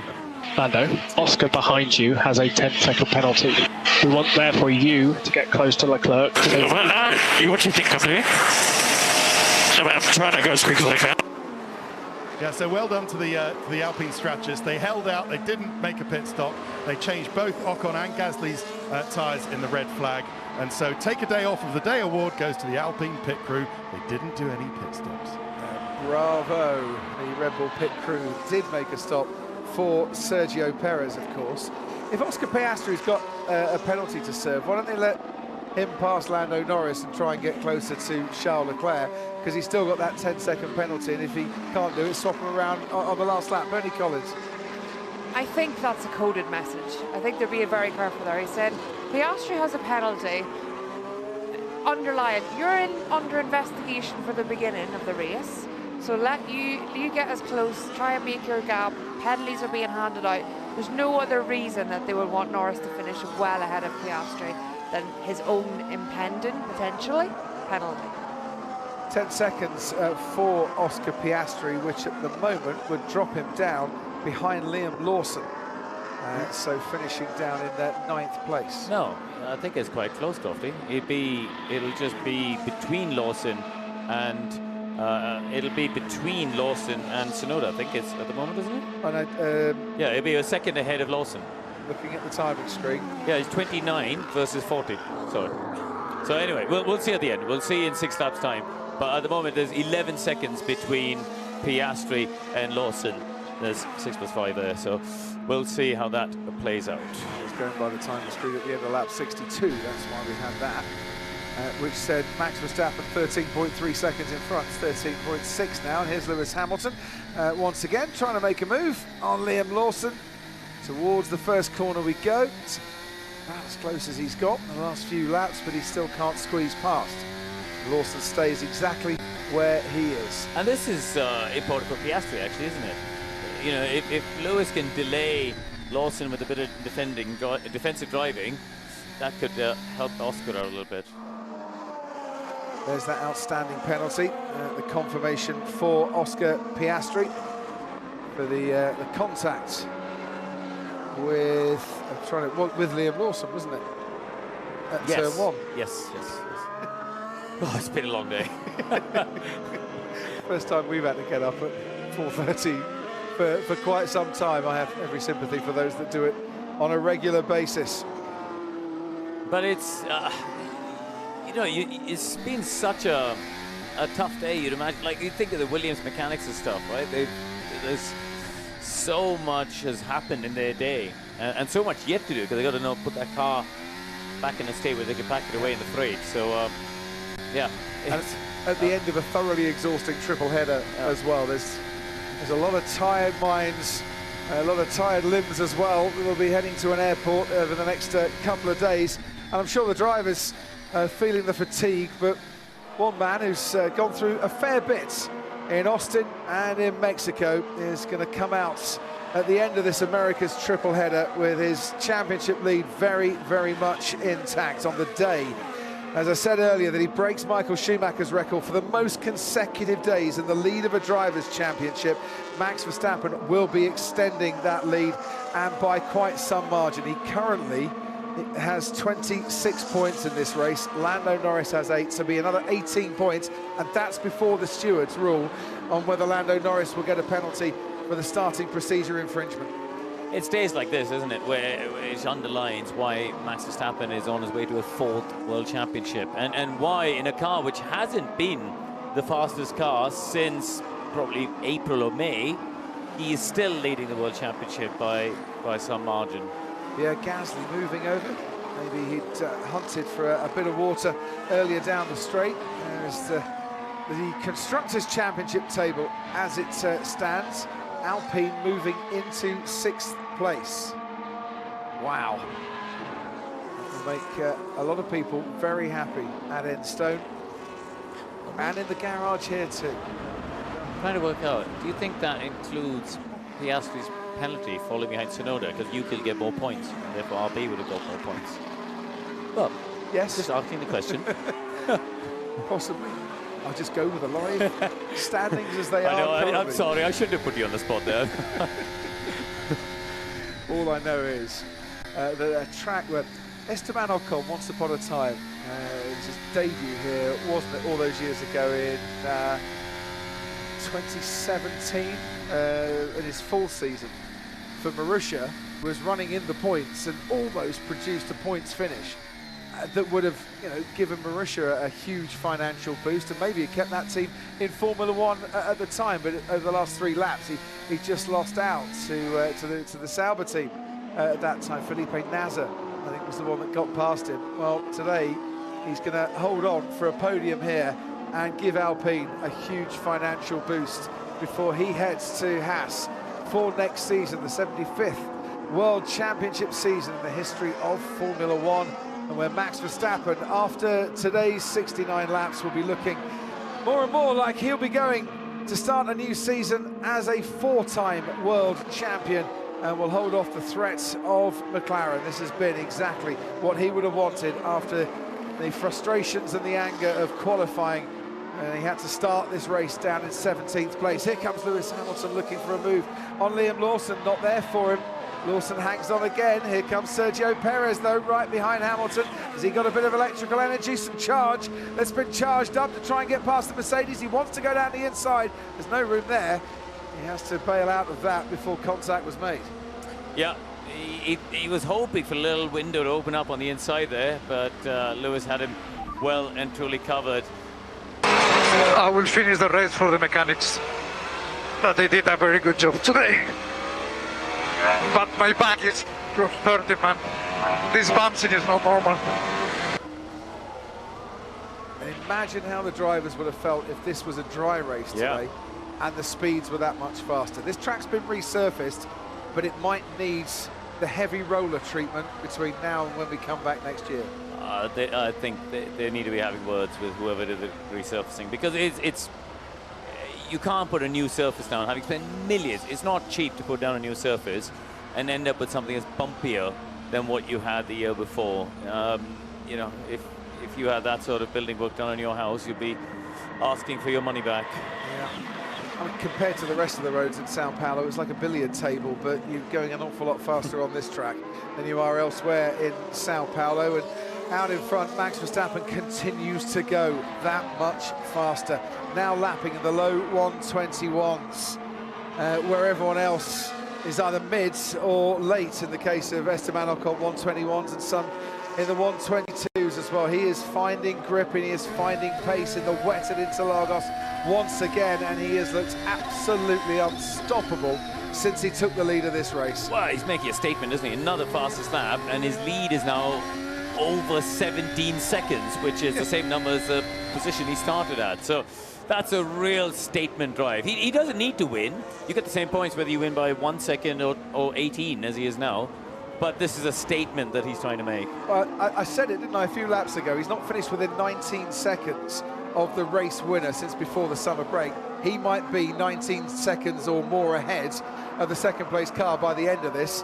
Well, he's now 18 seconds ahead. He's got a couple of laps to improve that. And this, in some ways, Crofty, is the infuriating thing about those moments of road rage that we see in places like Mexico, is he's got more God-given talent to drive a race car on his little finger than most other drivers who've ever been on a Formula One grid. And there goes Sergio Perez from a long way back on Lewis Hamilton. In the car that is leading the race, his teammate in the same car can't get into the points. And let's face it, he has tried hard. He has tried hard. He's going to keep trying as we go down the Retro Posto. But once again, Hamilton wise to it. And once again, those sparks coming off the bottom of that Mercedes as they head to Cedar Lago. But yeah, just to finish my point, that's why it sort of drives you a bit mad when you see those moments from Max, which are on the edge of fairness, and you just think, you don't need to do that. You are an utterly brilliant racing driver, and that's the one that we want to see more often, and it's on full display for the world to see today. And he is starting his final lap of this race. Shall I say, he started it 4 corners ago. He's heading down towards Decido de Lago, turn 4, whilst his teammate Sergio Perez out of Bico de Pato, turn 10, behind the Mercedes of Lewis Hamilton, behind the RB of Liam Lawson. Verstappen is going to come across Joe Guanyu and Fernando Alonso at this pace on this final lap. It has been an absolute masterclass of how to race in the wet here at Interlagos. He's done it before, going from 14th to third and finishing off in style. And since the restart here, he has very much finished this race in style. 17th on the grid at the start of today, the day where he surpasses Michael Schumacher for the most consecutive days leading a world championship, a day where Max Verstappen on the track has showed the world just how good he is, a day where Max Verstappen, for the second year running, wins the Sao Paulo Grand Prix and wins it by an absolute distance. Max Verstappen home to take maximum points. But now the attention switches and the celebrations are already beginning to start on the pit wall and on the railings beside the side of the track, because here comes Esteban Ocon. It's not one podium, it's two for Alpine in Sao Paulo, and it's something like $50 million that they will get extra by moving into 6th place in the Constructors' Championship. These are scenes that Alpine barely dared to dream about before today's race. They say the rain is a great leveller, and boy oh boy have Alpine proved that. Russell, Leclerc, Norris, Tsunoda, Piastri and Lawson in 9th. Hamilton comes home to take 10th place with Sergio Perez behind him in the championship. It has been brilliant for Alpine today. It has been disastrous for McLaren today as Piastri finishes. Wow. It's been a long time coming, mate, but boy, was that worth the wait. You are the man. Oh, yes! What an unbelievable race, guys. You know what that is? Simply lovely. I tell you that. And for the first time since the Spanish Grand Prix, Max Verstappen can say that after a race win. In the Constructors' Championship, it couldn't have got worse for McLaren today, but it might yet get worse because Lando Norris will be investigated after the race. For Ferrari, it didn't go that well. Zario 10 and P2. Yeah! Woo! Oh, what a race, guys! Yes! Well done, mate. We didn't think we were going to be there, right? Funnily enough, no, I didn't think so, no. So well done. Yeah, well done to Pia and P3. That's amazing, guys. Yeah, that is. For you. Formation for the two Alpine drivers. For their young team boss, Oliver Oakes, who's not been there very long. No. And he'll claim that he's made all the difference here today on that one. No, he won't. No, he won't. He's got his feet firmly on the ground there. But this man, standing tall. Absolutely, arms aloft, and he absolutely deserves to celebrate this in style with the team. Yeah, now this is a release and a relief for Max Verstappen, who has been on that run 10 races without a Grand Prix victory. This will mean a huge amount to him, because I think he felt the pressure bearing down on him a bit as McLaren and Lando Norris just closed up bit by bit that championship lead. But this will be a great release for him and his crew today. Yeah, and listen, it's as I said, he didn't need to extend that lead so much, didn't need to keep pushing to do those fast laps. But for Max, it was about sending a message. I am still top dog. When the circumstances are right and when the car is competitive, I can still deliver. So Alpine now find themselves 37 points behind Aston Martin, who are currently 5th in the Constructors' Championship. Red Bull have closed to within 13 points of Ferrari. McLaren have a 36-point lead over Ferrari, for whom Charles Leclerc picked up their solitary points in this race. That's how it stands at the moment. As I said, it might yet change because there are a number of stewards' investigations still to go. Alpine have leapfrogged Haas and RB and Williams, and they have two drivers on the podium, two French drivers on the podium for the first time since 1997. They're best of buddies tonight, aren't they? Yeah. They really are. Yeah, as I say, you know, if they stay there, and we have to reiterate that point, they stay there at the end, this is a potential $50 million day. But, Crofty, Alpine, Haas and RB are separated by just 5 points between those three teams. So it may not end up this way, but you know what? They'll worry about that in Abu Dhabi. For now, they fully deserve to celebrate.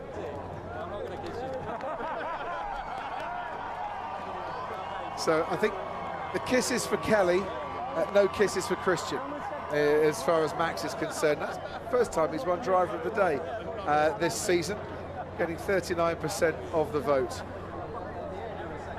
Been a long day, but it's worth it when you win, and you win by a distance.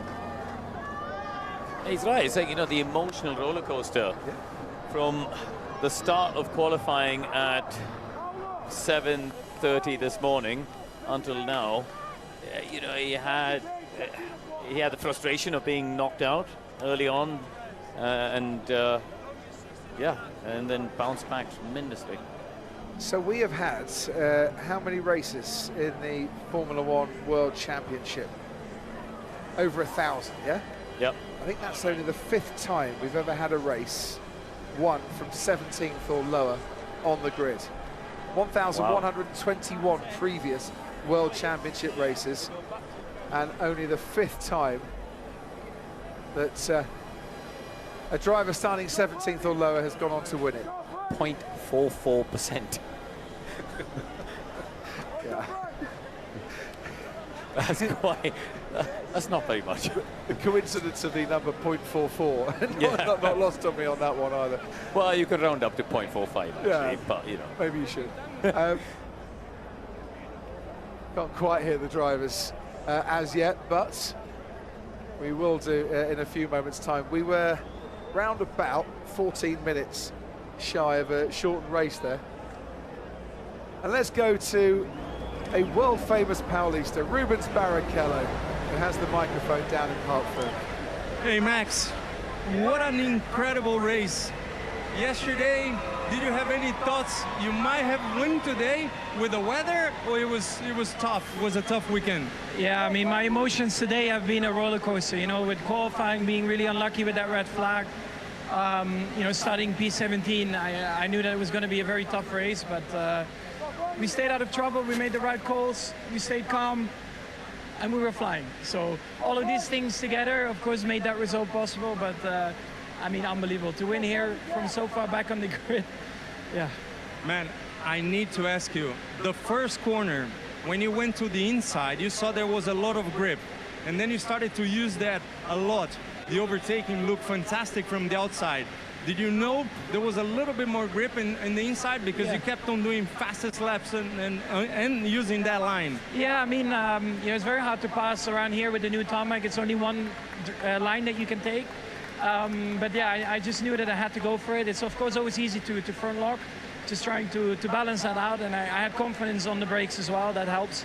And yeah, turn one is always a great corner to pass. Yeah.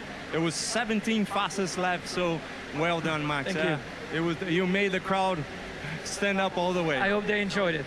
They did. Thank you.